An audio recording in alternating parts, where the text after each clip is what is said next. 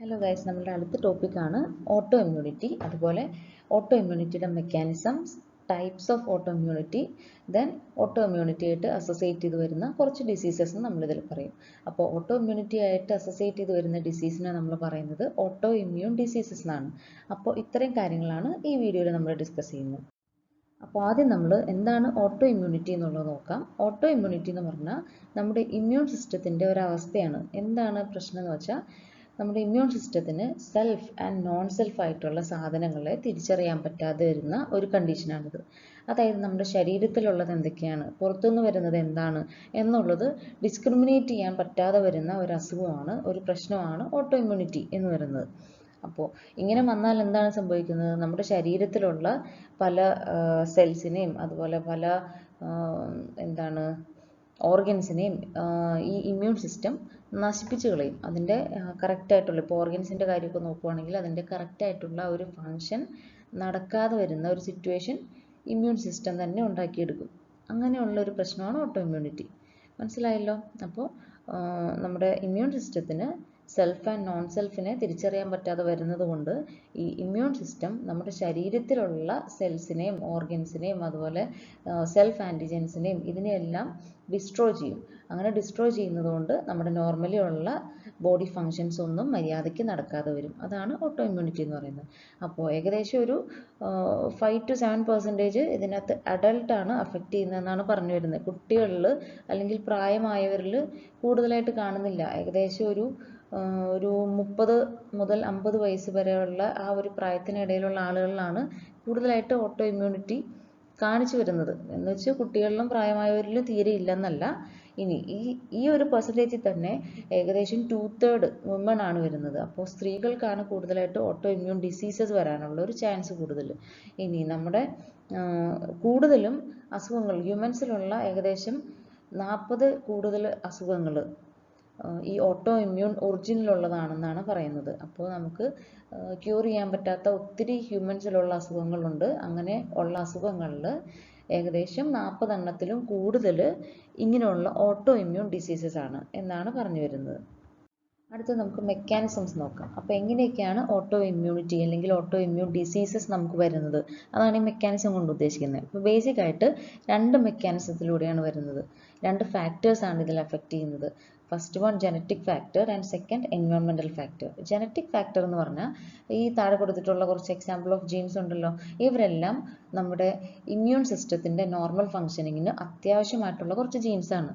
Okay, അപ്പോൾ ഇവർക്ക് എന്തെങ്കിലും ഒരു മ്യൂട്ടേഷൻ സംഭവിക്കുക അല്ലെങ്കിൽ ഇവർ പ്രോപ്പറായിട്ട് കോഡ് ചെയ്യാതിരിക്കുക, അങ്ങനെയൊക്കെയുള്ളൊരു സിറ്റുവേഷൻ വരുമ്പോൾ നമുക്ക് ഈ പറഞ്ഞ പോലെ ഓട്ടോ ഇമ്മ്യൂൺ ഡിസീസസ് അല്ലെങ്കിൽ ഓട്ടോ ഇമ്മ്യൂണിറ്റി അറൈസ് ചെയ്യാറുണ്ട്. അതുപോലെ എൻവയോൺമെൻറ്റൽ ഫാക്ടേഴ്സും വളരെ ഇമ്പോർട്ടൻ്റ് ആയിട്ടുള്ളൊരു കാര്യമാണ്. അപ്പോൾ എൻവയോൺമെൻറ്റൽ ഫാക്ടേഴ്സിൽ എങ്ങനെയാണ് വരുന്നതെന്ന് പറഞ്ഞാൽ, നമ്മൾ ഏതെങ്കിലും അൺകൺട്രോൾഡ് ആയിട്ട് ഡ്രഗ്സ് ഇൻടേക്ക് ചെയ്യുക, നമുക്ക് പരിധിയിൽ കൂടുതൽ ഏതെങ്കിലും ഒരു കെമിക്കൽ നമ്മുടെ ശരീരത്തിൽ കൂടുതലായിട്ട് വരാം, മെയിൻലി ഡ്രഗ്സ് നമ്മുടെ ശരീരത്തിൽ കൂടുതലായിട്ട് വരിക. അതുപോലെ നമുക്ക് ഏതെങ്കിലും ഒരു കോംപ്ലക്സ് ഇൻഫെക്ഷൻ നമ്മുടെ ശരീരത്തിൽ വരിക, ഏതെങ്കിലും ഒരു ബാക്ടീരിയയിലോ ഫംഗസോ അങ്ങനെ എന്തെങ്കിലും ഒരു ഇൻഫെക്ഷൻ, കോംപ്ലക്സ് ആയിട്ടുള്ള ഒരു ഇൻഫെക്ഷൻ നമ്മുടെ ശരീരത്തിൽ വരുമ്പോൾ, ഇനി അതും അല്ലെങ്കിൽ ടോക്സിൻസിൻ്റെ പ്രസൻസ് നമ്മുടെ ശരീരത്തിൽ കൂടി നിൽക്കുമ്പോൾ. അപ്പോൾ ടോക്സിൻസിൻ്റെ പ്രസൻസ് എന്ന് പറഞ്ഞാൽ ഒന്ന് ഈ പറയുന്ന മൈക്രോ ഓർഗാനിസംസ് ഇൻഫെക്ഷനിലൂടെ നമുക്ക് ടോക്സിൻസ് നമ്മുടെ ശരീരത്തിൽ വരാം. അതല്ലാതെ നമ്മൾ തന്നെ പല കാര്യങ്ങൾ കൊണ്ടും ടോക്സിൻസിനെ നമ്മുടെ ശരീരത്തിൽ എത്തിക്കാറുണ്ട്. ഫോർ എക്സാമ്പിൾ ആൽക്കഹോളിസം, നമ്മുടെ ആൽക്കഹോൾ ഇൻടേക്ക് ചെയ്യുന്നതിലൂടെ ഒത്തിരി ടോക്സിൻസ് നമ്മുടെ ശരീരത്തിൽ വരാറുണ്ട്. അതുപോലെ സ്മോക്ക് ചെയ്യുമ്പോഴെല്ലാം നമ്മുടെ ശരീരത്തിൽ ടോക്സിൻസ് ഒക്കെ ഒത്തിരി വരാറുണ്ട്. അപ്പോൾ ഇതുപോലുള്ള കാരണങ്ങൾ കൊണ്ട്, അതായത് എൻവയോൺമെൻറ്റൽ ഫാക്ടേഴ്സ് കൊണ്ട് എന്താ സംഭവിക്കുകയെന്ന് വെച്ചാൽ നമ്മുടെ ഇമ്മ്യൂൺ ടോളറൻസ് നഷ്ടപ്പെടുകയാണ് ചെയ്യുന്നത്. ഇമ്മ്യൂൺ ടോളറൻസ് എന്ന് പറഞ്ഞാൽ നേരത്തെ പറഞ്ഞ പോലെ സെൽഫ് ആൻഡ് നോൺ സെൽഫിനെ തിരിച്ചറിയാനുള്ള ഒരു എബിലിറ്റി നമുക്ക് നഷ്ടപ്പെടുകയാണ് ചെയ്യുന്നത്. അങ്ങനെ നഷ്ടപ്പെടുമ്പോൾ ദെൻ എന്താണ് സംഭവിക്കുന്നത്, നമ്മുടെ ഇമ്മ്യൂൺ സിസ്റ്റം അൺറെഗുലേറ്റഡ് ആയിട്ട് ആക്ടിവേറ്റ് ചെയ്യും, ആവശ്യത്തിലധികം ആക്ടിവേറ്റ് ചെയ്യുകയും ഫൈനലി ടിഷ്യൂ ഡാമേജ് സംഭവിക്കുകയും ചെയ്യും. ഇതാണ് അവിടെ നടക്കുന്ന ഒരു പ്രശ്നം. അപ്പോൾ ഇത്രയും കാര്യങ്ങൾ നടക്കുമ്പോഴാണ് നമുക്ക് ഓട്ടോ ഇമ്മ്യൂൺ ഡിസീസ് ആയിട്ട് മാറുന്നത്. ഓക്കെ, ഈ നേരത്തെ പറഞ്ഞ ഈ 2 ഫാക്ടേഴ്സ് കൊണ്ട് നമ്മുടെ ഇമ്മ്യൂൺ ടോളറൻസ് നഷ്ടപ്പെടുകയും അതുകൊണ്ട് തന്നെ നമ്മുടെ ഇമ്മ്യൂൺ സിസ്റ്റം അൺറെഗുലേറ്റഡ് ആയിട്ട് അൺകൺട്രോളബിൾ ആയിട്ട് വർക്ക് ചെയ്യുകയും ടിഷ്യൂസിനോ സെൽസിനോ ഒക്കെ ഡാമേജ് സംഭവിക്കുകയും ചെയ്യുമ്പോൾ ഫൈനലി നമുക്ക് ഓട്ടോ ഇമ്മ്യൂൺ ഡിസീസ് അറൈസ് ചെയ്യാണ് ചെയ്യുന്നത്. ഓക്കെ, അപ്പോൾ ഇതാണ് മെക്കാനിസംസ്. ഇനി നിങ്ങൾ പല റെഫറൻസ് എടുത്ത് നോക്കിയിട്ടുണ്ടെങ്കിൽ വളരെ കോംപ്ലക്സ് ആയിട്ടുള്ള മെക്കാനിസംസ് എല്ലാം അതിനകത്ത് കാണാൻ പറ്റും. അപ്പോൾ ഞാനിത് വളരെ ഷോർട്ടാക്കി മെക്കാനിസംസ് നിങ്ങൾക്ക് ഈസി ആയിട്ട് മനസ്സിലാവാൻ വേണ്ടിയിട്ടാണ് ഈ ഒരു ഫോമിലാക്കിയത്. ശരിക്കും മെക്കാനിസം എന്ന് പറഞ്ഞാൽ തന്നെ നമുക്കൊരു എസ്സേയിൽ എഴുതാനുള്ള മെക്കാനിസംസ് ഉണ്ട്. അപ്പോൾ ഇതിൽ നിന്ന് നിങ്ങളൊന്നും കട്ട് ഷോർട്ട് ചെയ്യാൻ നോക്കരുത്. ഓക്കെ, നമുക്ക് ഫാക്ടേഴ്സ് നോക്കാം. നമ്മുടെ ഓട്ടോ ഇമ്മ്യൂണിറ്റി അല്ലെങ്കിൽ ഓട്ടോ ഇമ്മ്യൂൺ ഡിസീസസ് അഫക്റ്റ് ചെയ്യുന്ന ഫാക്ടേഴ്സ് നോക്കാം. അപ്പോൾ ബേസിക് ആയിട്ട് രണ്ട് ടൈപ്പ് ഫാക്ടേഴ്സ് ആണ് അഫക്റ്റ് ചെയ്യുന്നത്. ഒന്ന് ഇന്റേണൽ ഫാക്ടറും മറ്റൊന്ന് എക്സ്റ്റേണൽ ഫാക്ടറും.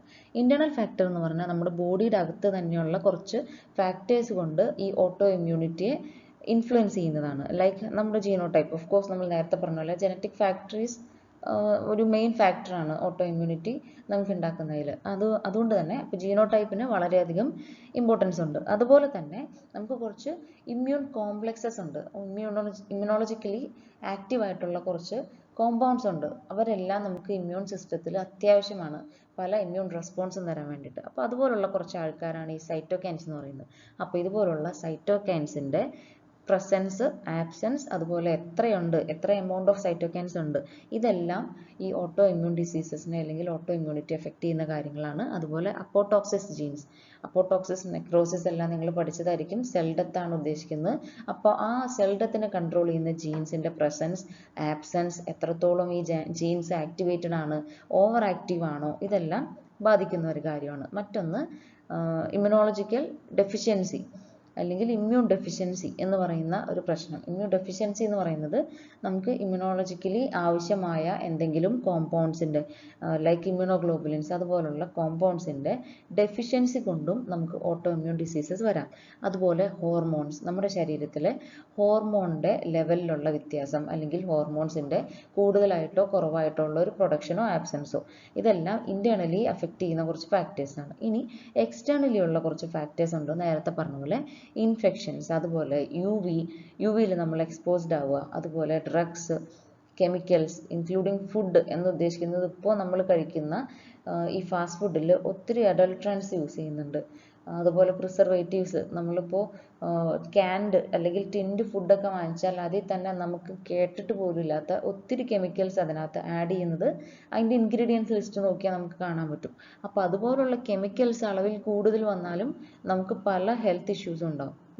അതുപോലെ തന്നെ സ്ട്രെസ് നമ്മൾ എത്രയൊക്കെ സ്ട്രെസ് നമ്മുടെ ശരീരത്തിൽ ഒത്തിരി പ്രശ്നങ്ങൾ ഉണ്ടാക്കും. നമ്മൾ എത്ര സ്ട്രെസ് അനുഭവിക്കുന്നുണ്ടോ അത്രത്തോളം നമ്മുടെ ഹെൽത്തിന് ഒത്തിരി ഇഷ്യൂസ് ഉണ്ടാക്കും.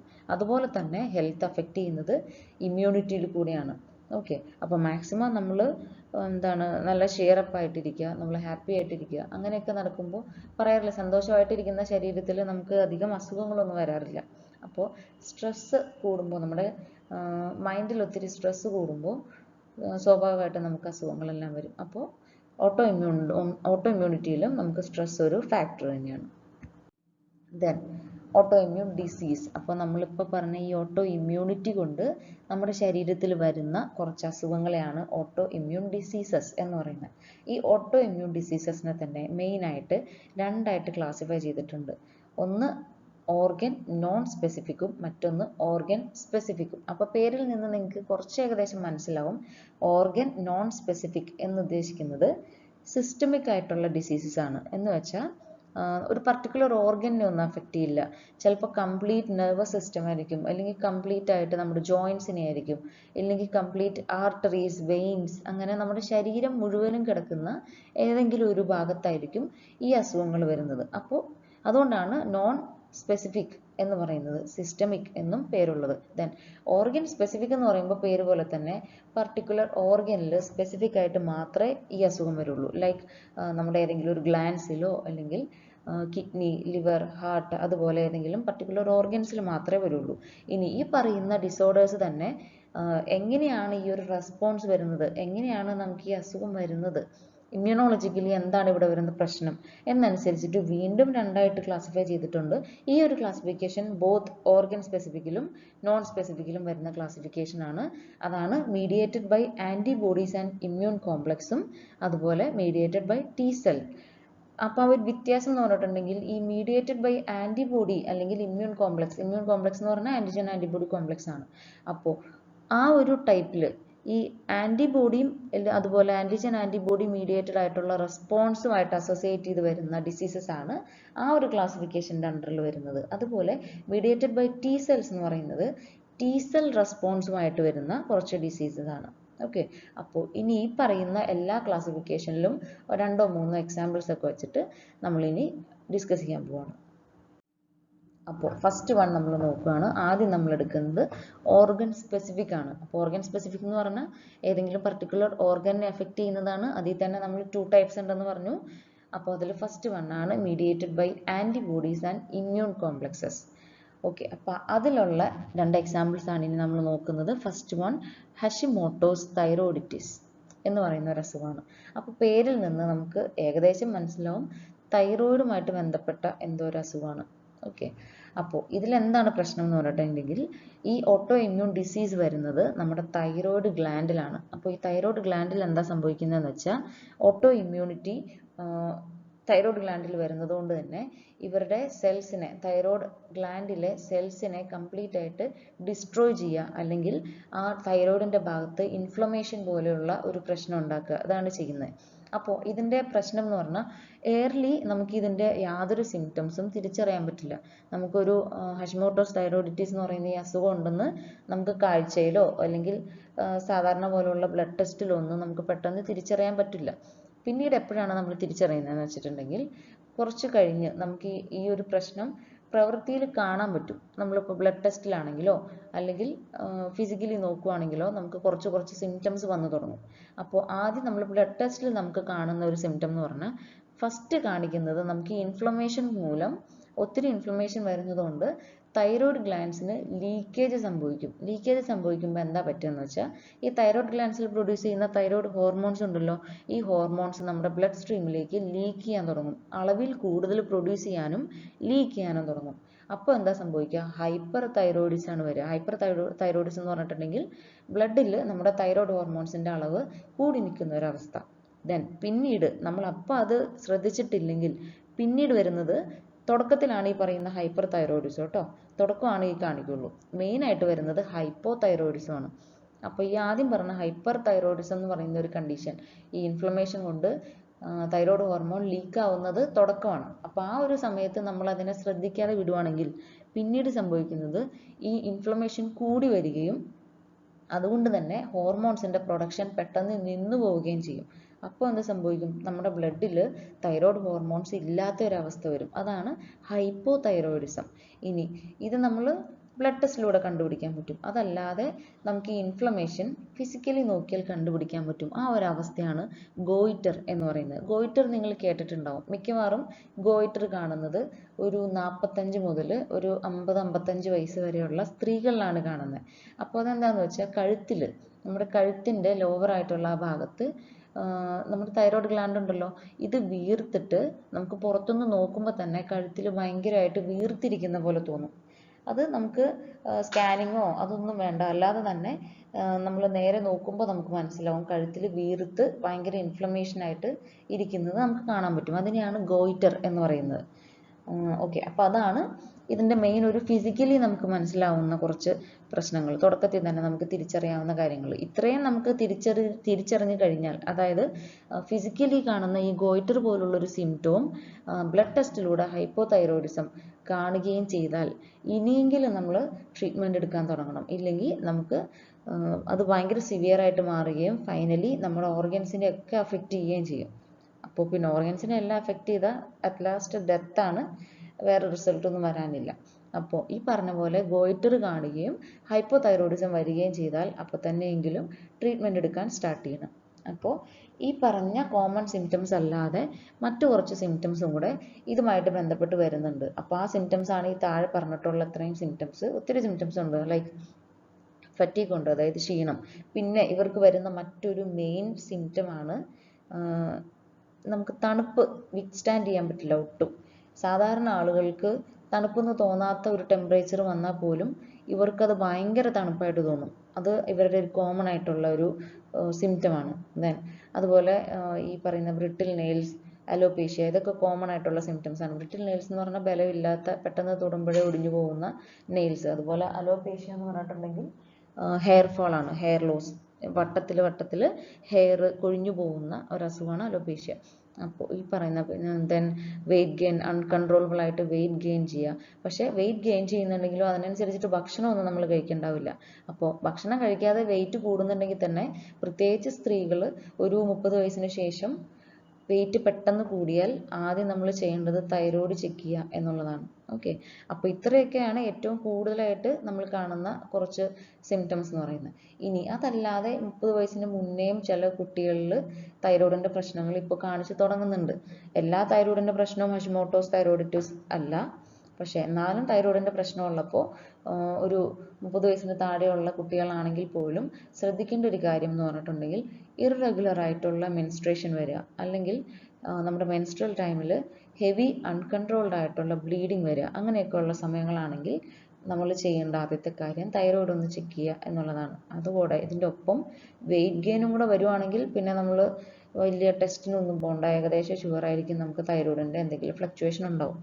ദെൻ പിന്നെ ബാക്കിയുള്ള സിംറ്റംസ്, ഇത്രയും സിംറ്റംസ് ഉണ്ട്, ഞാൻ എല്ലാം എക്സ്പ്ലെയിൻ ചെയ്യുന്നില്ല, നിങ്ങളൊന്ന് നോക്കുക കേട്ടോ സിംറ്റംസ്. ഇനി ഡയഗ്നോസിസ് നോക്കുകയാണെങ്കിൽ ആദ്യം തന്നെ നമ്മൾ ചെയ്യേണ്ടത് സെൽഫ് ഡയഗ്നോസിസ് തന്നെയാണ്. അതിൽ ഞാൻ പറഞ്ഞു ഗോയിറ്റർ ആണ് ഇതിൻ്റെ ഒരു മെയിൻ സിംറ്റം. അപ്പോൾ നമ്മൾ ചെയ്യേണ്ടത് എന്താണ്, നമുക്ക് തൈറോയ്ഡ് ഉണ്ട് എന്നുള്ളൊരു ഉറപ്പ് നമുക്കുണ്ടെങ്കിൽ, എപ്പോഴെങ്കിലും ബ്ലഡ് ടെസ്റ്റ് ചെയ്തപ്പോൾ തൈറോയിഡിസം നമ്മുടെ ശരീരത്തിൽ കാണിച്ചിട്ടുണ്ടെങ്കിൽ, ഇടയ്ക്കിടയ്ക്ക് നമ്മുടെ തൈറോയ്ഡ് ഗ്ലാൻഡ് ഇരിക്കുന്ന ആ കഴുത്തിൻ്റെ ഭാഗത്ത് എന്തെങ്കിലും ഇൻഫ്ലമേഷൻ ഉണ്ടോ, വീർത്ത് കെട്ടിയിരിപ്പുണ്ടോ, അതുപോലെ നമ്മൾ ചെറുതായിട്ട് പ്രസ് ചെയ്യുമ്പോൾ എന്തെങ്കിലും വേദനയോ വ്യത്യാസങ്ങളോ തോന്നുന്നുണ്ടോ എന്നുള്ളത് ഇടയ്ക്കിടയ്ക്ക് ഒന്ന് ചെക്ക് ചെയ്യുക. ദെൻ അതുപോലെ നമുക്ക് ഇതിനെ ഡയഗ്നോസ് ചെയ്യാൻ മറ്റൊരു ഇതെന്ന് പറഞ്ഞാൽ ഞാൻ നേരത്തെ പറഞ്ഞ പോലെ ബ്ലഡ് ടെസ്റ്റ് ചെയ്യുക എന്നുള്ളതാണ്. ഹോർമോൺ ലെവലും അതുപോലെ നമ്മുടെ ശരീരത്തിലെ ആൻറ്റിബോഡി ലെവലെല്ലാം ഒന്ന് ടെസ്റ്റ് ചെയ്ത് അതെല്ലാം നോർമൽ ആണെന്നുള്ളത് ഇടയ്ക്കിടയ്ക്ക് ഒന്ന് ഉറപ്പ് വരുത്തുക എന്നുള്ളത് കുറച്ചുകൂടി ഇത് പെട്ടെന്ന് ഡയഗ്നോസ് ചെയ്യാൻ ഹെൽപ്പ് ചെയ്യും. ദെൻ അഥവാ ബ്ലഡ് ടെസ്റ്റിലുള്ള എന്തെങ്കിലും വേരിയേഷൻ കാണിച്ചാൽ നമുക്കിത് തന്നെയാണോ പ്രശ്നം എന്നറിയാനായിട്ട് തൈറോയ്ഡ് ഗ്ലാൻഡിൻ്റെ അൾട്രാസൗണ്ട് സ്കാനിങ് ചെയ്താൽ മതി. അത് നമ്മുടെ കഴുത്തിൻ്റെ ഭാഗത്ത് സ്കാനിങ് ചെയ്യുന്നതാണ്. ഓക്കെ, അപ്പോൾ അങ്ങനെ ചെയ്താൽ അറിയാൻ പറ്റും. ദെൻ മറ്റൊരു മെത്തേഡ്, ഡയഗ്നോസിസ് മെത്തേഡ് എന്ന് പറഞ്ഞിട്ടുണ്ടെങ്കിൽ ക്ലിനിക്കൽ അല്ലെങ്കിൽ ഫിസിക്കൽ എക്സാമിനേഷൻ ആണ്. അപ്പോൾ കുറച്ച് എക്സ്പീരിയൻസ്ഡ് ആയിട്ടുള്ള ഏതെങ്കിലും നേഴ്സുമാരോ അല്ലെങ്കിൽ ഡോക്ടേഴ്സോ നമ്മളുടെ അടുത്ത് കുറേ ക്വസ്റ്റ്യൻസ് ചോദിക്കും.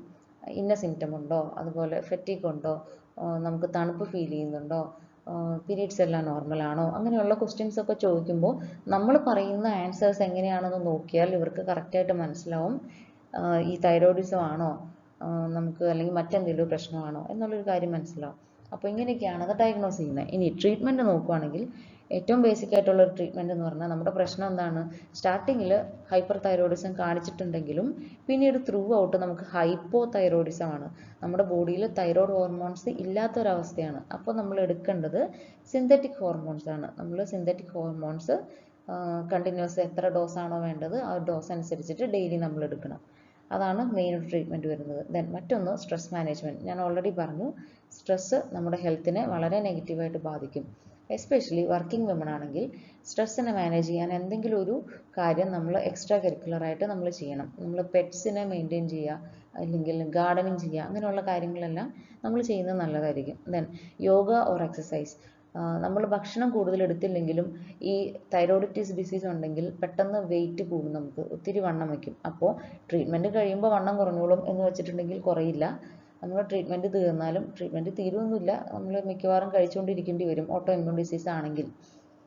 സാധാരണ തൈറോയിഡിസം ആണെങ്കിൽ പ്രശ്നമില്ല. ഹഷിമോട്ടോസ് തൈറോയിഡിറ്റിസ് ആണെങ്കിൽ കണ്ടിന്യൂസ് ട്രീറ്റ്മെൻറ്റ് തന്നെ വേണ്ടി വരും. അപ്പോൾ ട്രീറ്റ്മെൻറ്റ് കഴിയുന്നത് വരെ നമ്മൾ അത് മൈൻഡ് ചെയ്യാതിരുന്നിട്ടുണ്ടെങ്കിൽ നമുക്ക് വേറെ കുറച്ച് പ്രശ്നങ്ങൾ ഈ വണ്ണം വയ്ക്കുന്നതുകൊണ്ടായിട്ട് അസോസിയേറ്റ് ചെയ്താൽ വേറെ കുറച്ച് പ്രശ്നങ്ങളൊക്കെ ഉണ്ട്, അതിലേക്ക് മാറാനുള്ളൊരു ചാൻസ് ഉണ്ട്. അപ്പോൾ അതിൽ ഭേദം വെയിറ്റ് ഒന്ന് കൺട്രോൾ ചെയ്യാനായിട്ട് യോഗ, എക്സസൈസ് ഒക്കെ നമ്മൾ ഫോളോ ചെയ്യാം. ദെൻ ഡയറ്റ് മാനേജ്മെൻറ്റിൽ മെയിനായിട്ട് വരേണ്ടത് നമുക്ക് നല്ല അയഡിനുള്ള എന്തെങ്കിലും സോഴ്സുകളൊക്കെ നമ്മൾ ഇൻടേക്ക് ചെയ്യുക.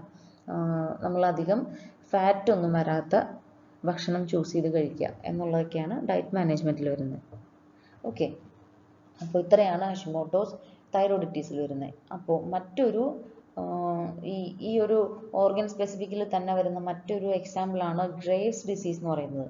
അപ്പോൾ ഞാനിതിൽ കൂടുതലായിട്ട് ഗ്രേവ്സ് ഡിസീസിനെ പറ്റി പറയുന്നില്ല, കാരണം ഗ്രേവ്സ് ഡിസീസ് എന്ന് പറയുന്നത് തൈറോയ്ഡ് ഗ്ലാൻഡിനെ തന്നെ ബാധിക്കുന്ന മറ്റൊരു ഡിസീസാണ്. അതിൽ മെയിനായിട്ട് വരുന്നത് ഹൈപ്പർ തൈറോയിഡിസം ആണ്. തൈറോയ്ഡ് ഹോർമോൺസിൻ്റെ അളവ് കൂടി നിൽക്കുന്ന ഒരവസ്ഥയാണ്. അതിൻ്റെ സിംറ്റംസ് എന്നൊക്കെ പറയുന്നത് ഏകദേശം ഈ പറയുന്ന കുറച്ച് സിംറ്റംസ് ഒക്കെ തന്നെയാണ് അതിലും വരുന്നത്. ഡയഗ്നോസിസ് ഇതുപോലെയൊക്കെ തന്നെയാണ് വരുന്നത്. അപ്പോൾ പിന്നെ ഒത്തിരി എക്സാമ്പിൾസ് നിങ്ങൾ പഠിക്കേണ്ടാത്തത് കൊണ്ടും ഒരു ഓർഗന് ഒറ്റ എക്സാമ്പിൾ പറഞ്ഞാൽ മതിയല്ലോ എന്നും കൂടി വിചാരിച്ചിട്ട് ഞാൻ ഗ്രേവ്സ് ഡിസീസ് ഇതിൽ ഡീറ്റെയിൽഡ് ആയിട്ട് പറയുന്നില്ല. ഓക്കെ. നെക്സ്റ്റ് ഡിസീസാണ് മയസ്തീനിയ ഗ്രേവിസ്. മയസ്തീനിയ ഗ്രേവിസ് എന്ന് പറയുന്ന ഈ പേരിൻ്റെ ആ ഒരു കോംപ്ലക്സിറ്റി തന്നെ ഈ ഡിസീസിനുണ്ട്. ഇതൊരു ക്രോണിക് ഡിസീസാണ്. വർഷങ്ങളോളം ട്രീറ്റ് ചെയ്താലും ചിലപ്പോൾ മാറില്ല എന്ന് വരും. ഇത് അഫക്റ്റ് ചെയ്യുന്നത് നമ്മുടെ ന്യൂറോ മസ്കുലർ ആയിട്ടുള്ള പോർഷനെയാണ്, അതായത് ന്യൂറോൺസിനെയും മസിൽസിനെയാണ്, എസ്പെഷ്യലി സ്കെലട്ടൽ മസിൽസിനെയാണ് കൂടുതലായിട്ട് ബാധിക്കുന്നത്. അപ്പോൾ ഇതിൽ വരുന്നൊരു പ്രശ്നം എന്ന് പറഞ്ഞാൽ നമ്മുടെ ബോഡിയിൽ സ്കെലട്ടൽ മസിൽസ് വരുന്നത് നമ്മുടെ ബ്രീത്തിങ്ങിന് ഹെൽപ്പ് ചെയ്യാനുള്ള കുറച്ച് പോർഷൻസിൽ സ്കെലട്ടൽ മസിൽസിലുണ്ട്. നമ്മുടെ ബോഡിയിലെ മൂവിങ് പാർട്സിൽ കയ്യിൽ കാലിലൊക്കെ സ്കെലട്ടൽ മസിൽസിലുണ്ട്. അപ്പോൾ ഇതുപോലുള്ള പോർഷൻസിലെല്ലാം ഈ ഒരു വീക്ക്നെസ് നമുക്ക് ഫീൽ ചെയ്യും. അതാണ് ഈ ഒരു ഡിസീസിൻ്റെ പ്രശ്നം എന്ന് പറയുന്നത്. അപ്പോൾ ഇതിൽ നമ്മൾ മെയിൻ ആയിട്ടുള്ള ഒരു പ്രോബ്ലം, അല്ലെങ്കിൽ പ്രോബ്ലവുമാണ് അതുപോലെ റിലീഫുമാണ്. എന്താണെന്ന് വെച്ചാൽ ഈ അസുഖമുള്ള ആൾക്കാർ ഒരു 10 സ്റ്റെപ്പ് നടക്കുകയാണെന്ന് വിചാരിക്കുക. 10 സ്റ്റെപ്പ് നടക്കുമ്പോൾ തന്നെ നമുക്ക് കാലിലെ മസിൽസിലൊക്കെ ഒരു വീക്ക്നെസ് വന്ന് അടുത്ത സ്റ്റെപ്പ് വയ്ക്കാൻ പറ്റാത്ത ഒരു സിറ്റുവേഷൻ വരികയാണ് ചെയ്യുന്നത്. നല്ല വേദനയും അതുപോലെ വീക്ക്നെസ്സും നമുക്ക് ഫീൽ ചെയ്യും. അങ്ങനെ അതൊരു ബുദ്ധിമുട്ടാണല്ലേ. അതുപോലെ തന്നെ ഒരു 10 മിനിറ്റ് ഇയാളൊന്ന് റെസ്റ്റ് എടുത്താൽ പെട്ടെന്ന് തന്നെ ഈ വേദന കുറയുകയും ഈ വീക്ക്നെസ് മാറിക്കിട്ടുകയും ചെയ്യും.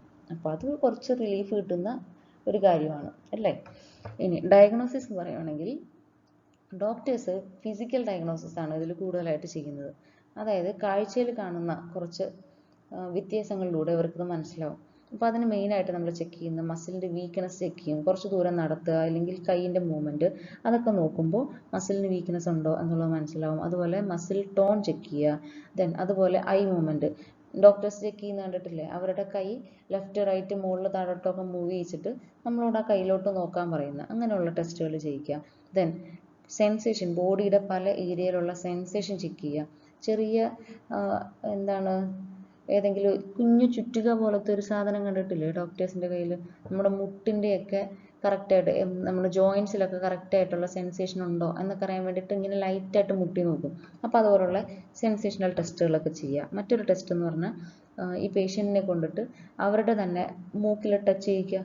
ഫിംഗർ കൊണ്ടിട്ട് ഫിലിംസിലൊക്കെ കണ്ടിട്ടുണ്ടാവില്ലേ ഫണ്ണി ആയിട്ട്, അവരുടെ തന്നെ മൂക്കിൽ ഇങ്ങനെ ടച്ച് ചെയ്യാൻ പറയുക. ചിലർക്കത് പറ്റില്ല. അപ്പോൾ അങ്ങനെയൊക്കെ ടെസ്റ്റാണ് ഇതിൽ നമ്മൾ മെയിനായിട്ട് ചെയ്യുന്നത്. ഇനി സിംറ്റംസ് നേരത്തെ പറഞ്ഞു, ഇത് അഫക്റ്റ് ചെയ്യുന്നത് മെയിനായിട്ട് നമ്മുടെ മസിൽസിനെയാണ്, അതുപോലെ സംടൈംസ് ന്യൂറോൺസിനെയും ഇത് അഫക്റ്റ് ചെയ്യുന്നുണ്ട്.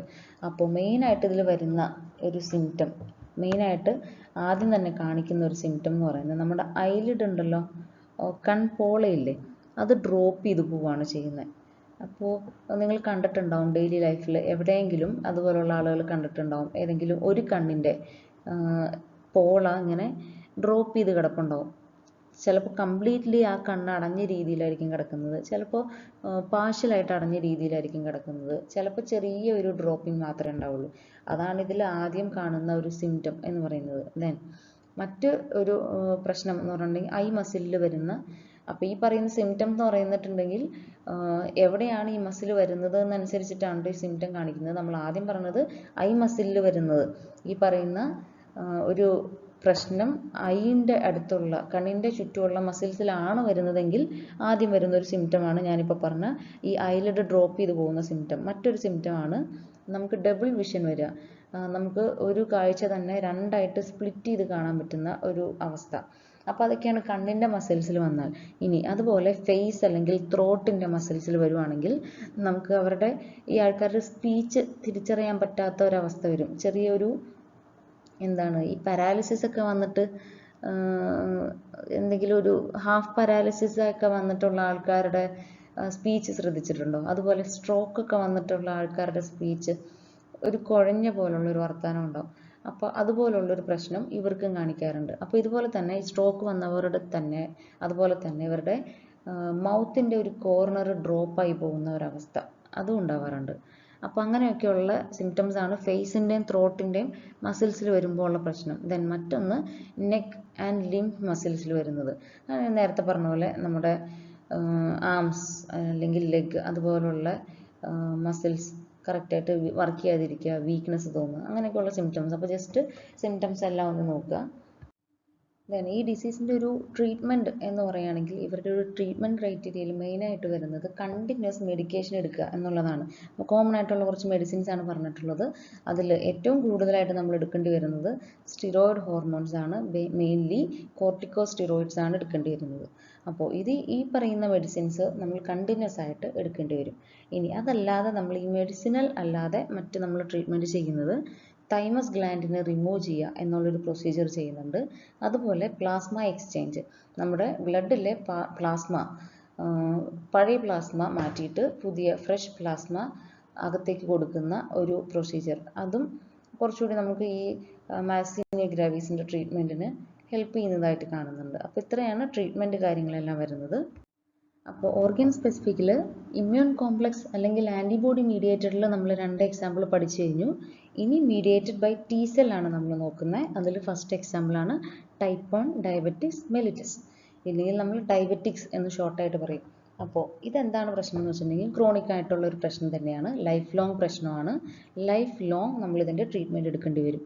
എന്താണ് ഡയബറ്റിക്സ് എന്ന് നമുക്ക് അറിയുന്ന ഒരു കാര്യമാണ്. നമ്മുടെ ബോഡിയിൽ പാൻക്രിയാസ് ഇൻസുലിൻ പ്രൊഡ്യൂസ് ചെയ്യാതിരിക്കുകയും അല്ലെങ്കിൽ വളരെ കുറച്ച് ഇൻസുലിൻ പ്രൊഡ്യൂസ് ചെയ്യുകയും അതുകൊണ്ട് തന്നെ ബ്ലഡ് ഷുഗർ കയറി നിൽക്കുന്ന ഒരവസ്ഥയാണ് ഈ പറയുന്ന ഡയബറ്റിക്സ് മെലിറ്റസ് അല്ലെങ്കിൽ ഡയബറ്റിക്സ് എന്ന് പറയുന്നത്. അപ്പോൾ ഈ ഓട്ടോ ഇമ്മ്യൂൺ ഡിസീസിൽ ഇതെങ്ങനെയാണ് വരുന്നതെന്ന് വെച്ചിട്ടുണ്ടെങ്കിൽ നമ്മുടെ പാൻക്രിയാസിൽ ഐലറ്റ്സ് ഓഫ് ലാംഗർഹാൻസ് എന്ന് പറയുന്ന ഒരു പോർഷനിലെ ബീറ്റ സെൽസ് ആണ് ഇൻസുലിൻ പ്രൊഡ്യൂസ് ചെയ്യുന്നത്. ഇത് നമ്മൾ ബേസിക്കലി നമ്മൾ പഠിച്ചിട്ടുള്ളൊരു കാര്യമാണ് ഇല്ലേ. അപ്പോൾ ഈ ഓട്ടോ ഇമ്മ്യൂൺ ഡിസീസിൽ എന്താ സംഭവിക്കുന്നതെന്ന് വെച്ചിട്ടുണ്ടെങ്കിൽ നമ്മുടെ ഈ ബീറ്റ സെൽസ് നശിച്ചു പോവുകയാണ് ചെയ്യുന്നത്. ഈ ബീറ്റ സെൽസ് നശിച്ചു പോകുന്നത് കൊണ്ട് തന്നെ ഇൻസുലിൻ പ്രൊഡക്ഷൻ നടക്കില്ല. അപ്പോൾ അതാണ് ഈ ടൈപ്പ് 1 ഡയബറ്റിക്സ് മെലിറ്റസിൽ വരുന്നത്. അപ്പോൾ ഇൻസുലിൻ പ്രൊഡക്ഷൻ നടന്നില്ലെങ്കിൽ എന്താ ഇവർക്ക് ചെയ്യാൻ പറ്റുന്നത്? ആകെ ചെയ്യാവുന്നത് ലൈഫ് ടൈം ഇവർ ഇൻസുലിൻ ഇഞ്ചക്ഷൻ എടുക്കുക അല്ലെങ്കിൽ ഇൻസുലിൻ പമ്പ് യൂസ് ചെയ്യുക. ഈ 2 മെത്തേഡ് കൊണ്ട് മാത്രമേ ഇവർക്ക് സർവൈവൽ ഉള്ളൂ, അല്ലാതെ ഇവർക്ക് വേറൊന്നും ചെയ്യാൻ പറ്റില്ല. ഇനി ഇത് പ്രിവെൻറ്റ് ചെയ്യാനായിട്ട് നമുക്ക് വേറെ മാർഗങ്ങളൊന്നും ഇതുവരെ കണ്ടുപിടിച്ചിട്ടില്ല. ഇനി സൈൻസ് ആൻഡ് സിംറ്റംസ് നോക്കുകയാണെങ്കിൽ സാധാരണ ഒരു ഡയബറ്റിക് പേഷ്യൻറ്റിനെ ഒബ്സർവ് ചെയ്താൽ തന്നെ നമ്മൾ കാണുന്ന 3 മെയിൻ സിംറ്റംസ് ഉണ്ടാവും. ഒന്ന് പോളിയൂരിയ എന്ന് പറഞ്ഞിട്ടുണ്ടെങ്കിൽ കുറച്ച് വെള്ളം കുടിച്ചാൽ തന്നെ ഇവർക്ക് എപ്പോഴും യൂറിനേറ്റ് ചെയ്യാനുള്ള ഒരു ടെൻഡൻസി ഉണ്ടാവും. അതുപോലെ പോളിഡിപ്സിയ എന്ന് പറയുന്നത് ഭയങ്കരമായിട്ടുള്ള ദാഹം, എപ്പോഴും ഇവർക്ക് വെള്ളം കുടിക്കണം എന്നുള്ളൊരു ടെൻഡൻസി തോന്നും. ദെൻ പോളിഫാജിയ എന്ന് പറയുന്നത് എപ്പോഴും ഉള്ള വിശപ്പ്. ഈ 3 സിംറ്റംസ് ഷുഗർ പേഷ്യൻസിനെ ഒബ്സർവ് ചെയ്താൽ നമുക്ക് പെട്ടെന്ന് മനസ്സിലാവുന്ന 3 സിംറ്റംസ് ആണ്. ഇനി ഇത് കോമൺ ആയിട്ട് വരുന്ന സിംറ്റംസ്. അതല്ലാതെ വെയിറ്റ് ലോസ് വരാറുണ്ട്. ഷുഗർ വന്നിട്ട് സിവിയർ ഷുഗർ ഉള്ള ആൾക്കാരെ കണ്ടിട്ടുണ്ടോ? പണ്ട് അവരുടെ ഷുഗറൊന്നും ഇല്ലാത്ത നല്ല പ്രായത്തിൽ നല്ല വണ്ണം വച്ചിരിക്കുന്ന ആൾക്കാരായിരുന്നിരിക്കും. ഷുഗർ വന്നു കഴിയുമ്പോൾ പെട്ടെന്ന് അവർ ക്ഷീണിച്ച് അങ്ങനെ എല്ലും തോലുമായി പോകുന്ന ഒരവസ്ഥ നിങ്ങളുടെ ഫാമിലിയിലോ അല്ലെങ്കിൽ അടുത്തെവിടെയെങ്കിലും കണ്ടിട്ടുണ്ടാവും. ഇല്ലെങ്കിൽ ഇനി ഒബ്സർവ് ചെയ്ത് നോക്ക്. പണ്ട് നല്ല തടിച്ചിരിക്കുന്ന ആൾക്കാരായിരിക്കും പെട്ടെന്ന് ഷുഗർ വന്നങ്ങ് ക്ഷീണിച്ചു പോയി എന്ന് പറയും. അപ്പോൾ വെയിറ്റ് ലോസ് ഇതിൻ്റെ ഒരു മെയിൻ സിംറ്റമാണ്. അതുപോലെ ഫറ്റീഗ്, ക്ഷീണം, അപ്പോൾ അതുപോലുള്ള കാര്യങ്ങൾ ഇതിൻ്റെ സിംറ്റംസ് ആയിട്ടാണ് വരുന്നത്. ഇനി ഇവർക്ക് കണ്ടിന്യൂസ്ലി ഇൻസുലിൻ ഡിപ്പെൻഡൻ്റ് ആയിട്ട് മാത്രമേ ജീവിക്കാൻ പറ്റുള്ളൂ. ട്രീറ്റ്മെൻറ്റ് ഇപ്പോൾ ഞാൻ നേരത്തെ പറഞ്ഞ പോലെ തന്നെ കണ്ടിന്യൂസ് ആയിട്ട് ഇൻസുലിൻ ഇഞ്ചക്ഷൻ എടുക്കുക അല്ലെങ്കിൽ ഇൻസുലിൻ പമ്പ് യൂസ് ചെയ്യുക. ഇൻസുലിൻ പമ്പ് എന്ന് പറയുന്നത് അവർക്ക് ഡെയിലി വേണ്ട അളവിൽ ഇൻസുലിൻ പമ്പ് ചെയ്തുകൊണ്ടിരിക്കുന്ന ഒരു മെഷീനാണത്. അപ്പോൾ ഇൻസുലിൻ പമ്പ് യൂസ് ചെയ്യുക. ഇനി അതല്ലെങ്കിൽ ഹോൾ പാൻക്രിയാസ് നമ്മൾ ട്രാൻസ്പ്ലാന്റ് ചെയ്യുക. അഫക്റ്റഡ് ആയിട്ടുള്ള പാൻക്രിയാസ് മാറ്റിയിട്ട് പുതിയ ഒരു പാൻക്രിയാസ് നമ്മൾ ട്രാൻസ്പ്ലാന്റ് ചെയ്യുക. ഇനി അതിന് പറ്റിയില്ലെങ്കിൽ തന്നെ പാൻക്രിയാസിൽ ഐലറ്റ്സ് ഓഫ് ലാംഗർഹാൻസ് ഉണ്ടല്ലോ, ഈ ബീറ്റ സെൽസ് ഇരിക്കുന്ന ആ സ്ഥലം, ആ ഒരു പോർഷൻ മാത്രം വേണമെങ്കിൽ നമുക്ക് റിമൂവ് ചെയ്തിട്ട് വേറെ പുതിയ സെൽസ് അവിടെ വയ്ക്കാം. ഈ ഐലറ്റ്സ് ഓഫ് ലാംഗർഹാൻസ് എന്ന് പറയുന്നത് പുതിയതൊരെണ്ണം നമുക്ക് അവിടെ വേണമെങ്കിൽ ട്രാൻസ്പ്ലാന്റ് ചെയ്യാം. ആ ഒരു മെത്തേഡും നമ്മൾ ചെയ്യാറുണ്ട്. അപ്പോൾ ഇതൊക്കെയാണ് ട്രീറ്റ്മെൻറ്റ്സ് എന്ന് പറയുന്നത്. അപ്പോൾ T സെൽ മീഡിയേറ്റഡിൽ വരുന്ന രണ്ടാമത്തെ എക്സാമ്പിളാണ് മൾട്ടിപ്പിൾ സ്ക്ലീറോസിസ് എന്ന് പറയുന്നത് നമ്മുടെ ന്യൂറോൺസ് ഉണ്ടല്ലോ, ന്യൂറോൺസിൻ്റെ പ്രൊട്ടക്റ്റീവ് ലെയറിനെ ഡാമേജ് ചെയ്യുന്ന ഒരു ഡിസീസാണ്. ന്യൂറോൺസിൻ്റെ പ്രൊട്ടക്റ്റീവ് ലെയർ എന്ന് പറഞ്ഞിട്ടുണ്ടെങ്കിൽ നിങ്ങൾ ന്യൂറോൺ സ്ട്രക്ചർ വരച്ചിട്ടുണ്ടെങ്കിൽ നമ്മൾ അതിൻ്റെ പുറത്ത് മൈലിൻ ഷീത്ത് എന്ന് പറഞ്ഞിട്ട് ഒരു ലെയറും കൂടെ വരച്ചിട്ടുണ്ടാവും. ഈ മൈലിൻ ഷീത്താണ് ഇവരുടെ പ്രൊട്ടക്റ്റീവ് ലെയർ. ഈ മൈലിൻ ഷീത്തിനെ നശിപ്പിച്ച് കളയുന്ന ഒരു ഡിസീസാണ് മൾട്ടിപ്പിൾ സ്ക്ലീറോസിസ്. അപ്പോൾ ഈ നമ്മൾ ഡീമൈലിനേറ്റിംഗ് ഡിസീസ് അങ്ങനെയൊക്കെ പറയാറുണ്ട്. അപ്പോൾ ഇത് എന്താ സംഭവിക്കുക എന്ന് വെച്ചിട്ടുണ്ടെങ്കിൽ ഈ മൈലിൻ ഷീത്ത് നശിക്കുന്നതിലൂടെ നമ്മുടെ ന്യൂറോൺസിന് കറക്റ്റായിട്ട് ഈ ന്യൂറോൺ ട്രാൻസ്മിറ്റിംഗ് എല്ലാം നടത്താൻ പറ്റാത്ത ഒരവസ്ഥ വരും. അപ്പോൾ ഇത് മെയിനായിട്ട് ബാധിക്കുന്നത് ബ്രെയിനിനെയും ബ്രെയിൻ കൺട്രോൾ ചെയ്യുന്ന ബോഡിയെയാണ്. ബ്രെയിൻ കറക്റ്റായിട്ട് ബോഡി കൺട്രോൾ ചെയ്യാൻ പറ്റാത്ത ഒരവസ്ഥയാണ് ഇതിൽ വരുന്നത്. ഓക്കെ, മനസ്സിലായല്ലോ. ഇതിൻ്റെ ഡയഗ്നോസിസ് എന്ന് പറയുന്നത് അത്ര സിമ്പിളായിട്ടുള്ളൊരു കാര്യമല്ല. നമുക്കിത് പെട്ടെന്ന് ഡയഗ്നോസ് ചെയ്യാൻ പറ്റില്ല.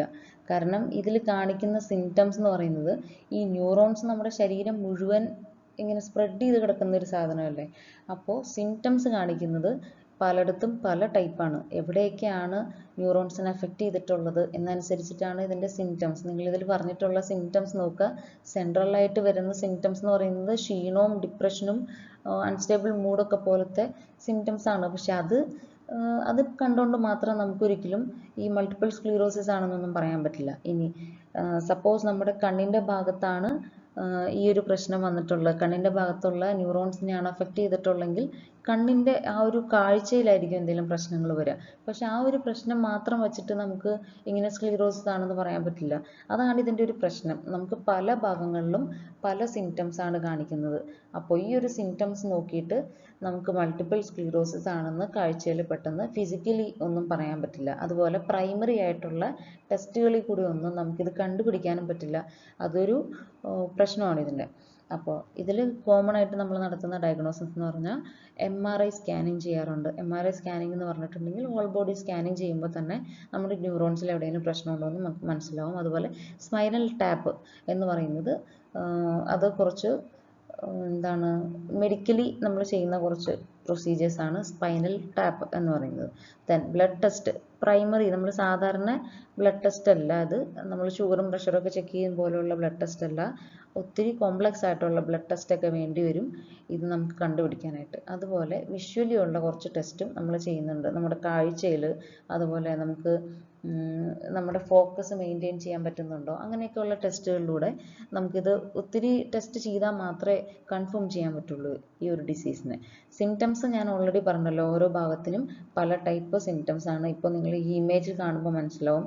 ഇപ്പോൾ യൂറിനറി റിലേറ്റഡ് ആയിട്ട് നോക്കുമ്പോൾ അവിടെ വേറെ സിംറ്റംസ് ആണ്, ബവലി നോക്കുമ്പോൾ വേറെ സിംറ്റംസ് ആണ്, മസ്കുലറി നമ്മൾ നോക്കുവാണെങ്കിൽ മറ്റ് വേറെ കുറച്ച് മസിൽസ്, സ്കെലറ്റൽ മസിൽസിന് അസോസിയേറ്റ് ചെയ്തിട്ട് വേറെ കുറച്ച് സിംറ്റംസ് ആണ് വരുന്നത്. അപ്പോൾ ഏത് ഭാഗത്തിനെയാണ് ഇത് അഫക്റ്റ് ചെയ്യുന്നതെന്ന് വെച്ചിട്ട് പല പല സിംറ്റംസ് ആണ് കാണിക്കുന്നത്. അപ്പോൾ ഒന്ന് ജസ്റ്റ് ഒന്ന് നോക്കുക. എന്നിട്ട് ഏതെങ്കിലും കുറച്ച് സിംറ്റംസ് ഏതെങ്കിലും പർട്ടിക്കുലർ ഭാഗത്തേത് നിങ്ങളൊന്ന് പഠിച്ചു വയ്ക്കുക. ഓക്കെ. ദെൻ ഇതിൽ ട്രീറ്റ്മെൻറ്റ് എന്ന് പറഞ്ഞിട്ടുണ്ടെങ്കിൽ അതിൽ മെഡിസിനൽ ട്രീറ്റ്മെൻറ്റ് എന്ന് പറഞ്ഞാൽ കണ്ടിന്യൂസ് മെഡിസിൻ തന്നെ. സാധാരണ നമ്മുടെ ന്യൂറോൺസിൽ വരുന്ന പ്രശ്നങ്ങൾക്ക് എടുക്കുന്ന മെഡിസിൻസ് തന്നെ ഈ പേഷ്യൻസിനും കൊടുക്കും. പക്ഷേ അതല്ലാതെ ഇവർക്ക് ചെയ്യേണ്ട ഒരു കാര്യം എന്ന് പറഞ്ഞിട്ടുണ്ടെങ്കിൽ റീഹാബിലിറ്റേഷനാണ്. റീഹാബിലിറ്റേഷനിൽ വരുന്നത് ഫിസിയോതെറാപ്പി. ഇവർക്ക് അവരുടെ ബോഡി ഒട്ടും അങ്ങനെ കൺട്രോൾ ചെയ്യാൻ പറ്റാത്ത ഒരവസ്ഥയിലായിരിക്കും. സ്വയം എഴുന്നേറ്റ് നടക്കാനോ അങ്ങനെയൊന്നും പറ്റാത്ത ഒരവസ്ഥയിലാണ് ഇവർ മെയിനായിട്ട് വരുന്നത് ഈ ഒരു ഡിസീസ് വന്നാൽ. അപ്പോൾ ഇവർക്ക് കണ്ടിന്യൂസ് ഫിസിയോതെറാപ്പി കൊടുക്കുക. അവരുടെ സ്വന്തം കാര്യങ്ങൾ സ്വയം ചെയ്യാൻ പാകത്തിന്, അത്യാവശ്യം എടുത്ത് ഭക്ഷണം കഴിക്കുക, എന്തെങ്കിലും പുറത്ത് പോയി എന്തെങ്കിലും അവരുടെ സ്വന്തം പണികളെല്ലാം ചെയ്ത് തീർക്കാൻ പാകത്തിനുള്ള കുറച്ച് തെറാപ്പീസ് ഇവർക്ക് കൊടുക്കുകയാണ് ചെയ്യുന്നത്. അതുപോലെ സ്പീച്ച് ആൻഡ് ലാംഗ്വേജ് തെറാപ്പി. ഇവരുടെ ഫേസിലാണ് ഈ ഒരു മൾട്ടിപ്പിൾ സ്ക്ലീറോസിസ് എന്ന് പറയുന്ന പ്രശ്നം വരുന്നതെങ്കിൽ നമ്മൾ നേരത്തെ പഠിച്ചില്ലേ, ഈ സ്ട്രോക്ക് ഒക്കെ വരുന്ന പേഷ്യൻസിന് അല്ലെങ്കിൽ പകുതി പാരാലിസിസ് ഒക്കെ വരുന്ന പേഷ്യൻസിന് അവരുടെ സ്പീച്ച് കൺട്രോൾ ചെയ്യാൻ പറ്റില്ല, കുഴഞ്ഞല്ലേ വർത്താനം പറയുന്നത്. അതേ ഒരു അവസ്ഥ തന്നെ ഇവർക്കും വരാറുണ്ട്. അപ്പോൾ അങ്ങനെയുള്ളപ്പോൾ ഇവർക്കും സ്പീച്ച് തെറാപ്പിയൊക്കെ ആവശ്യമാണ്. പിന്നെ നമുക്ക് കണ്ടിന്യൂസ് ആയിട്ടുള്ള കൗൺസിലിംഗ്. ഇവർക്ക് നമ്മളിങ്ങനെ തെറാപ്പി മെഡിസിൻസ് മാത്രം കൊടുത്തിട്ട് കാര്യമൊന്നുമില്ല. അവരിങ്ങനെ ശ്രമിച്ചിട്ടുണ്ടെങ്കിൽ അവരെ കൊണ്ട് പറ്റും എന്നുള്ള രീതിയിൽ മോട്ടിവേഷണൽ ആയിട്ടുള്ള കൗൺസിലിംഗ് അവർക്ക് കൊടുക്കാറുണ്ട്.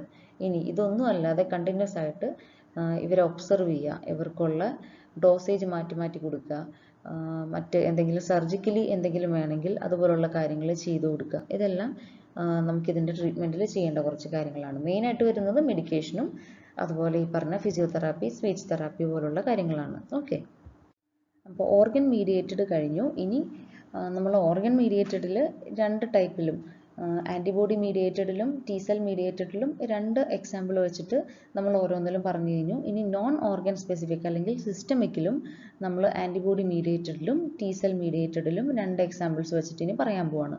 അപ്പോൾ ആൻറ്റിബോഡി അല്ലെങ്കിൽ ഇമ്മ്യൂൺ കോംപ്ലക്സ് മീഡിയേറ്റഡിൽ ഫസ്റ്റ് എക്സാമ്പിളാണ് സിസ്റ്റമിക് ലൂപ്പസ് എരിത്തമാറ്റോസിസ് അല്ലെങ്കിൽ SLE എന്ന് പറയുന്ന, അല്ലെങ്കിൽ ഷോർട്ടായിട്ട് നമ്മൾ ലൂപ്പസ് എന്ന് മാത്രം പറയാറുണ്ട് ഈ ഒരു ഡിസീസ്.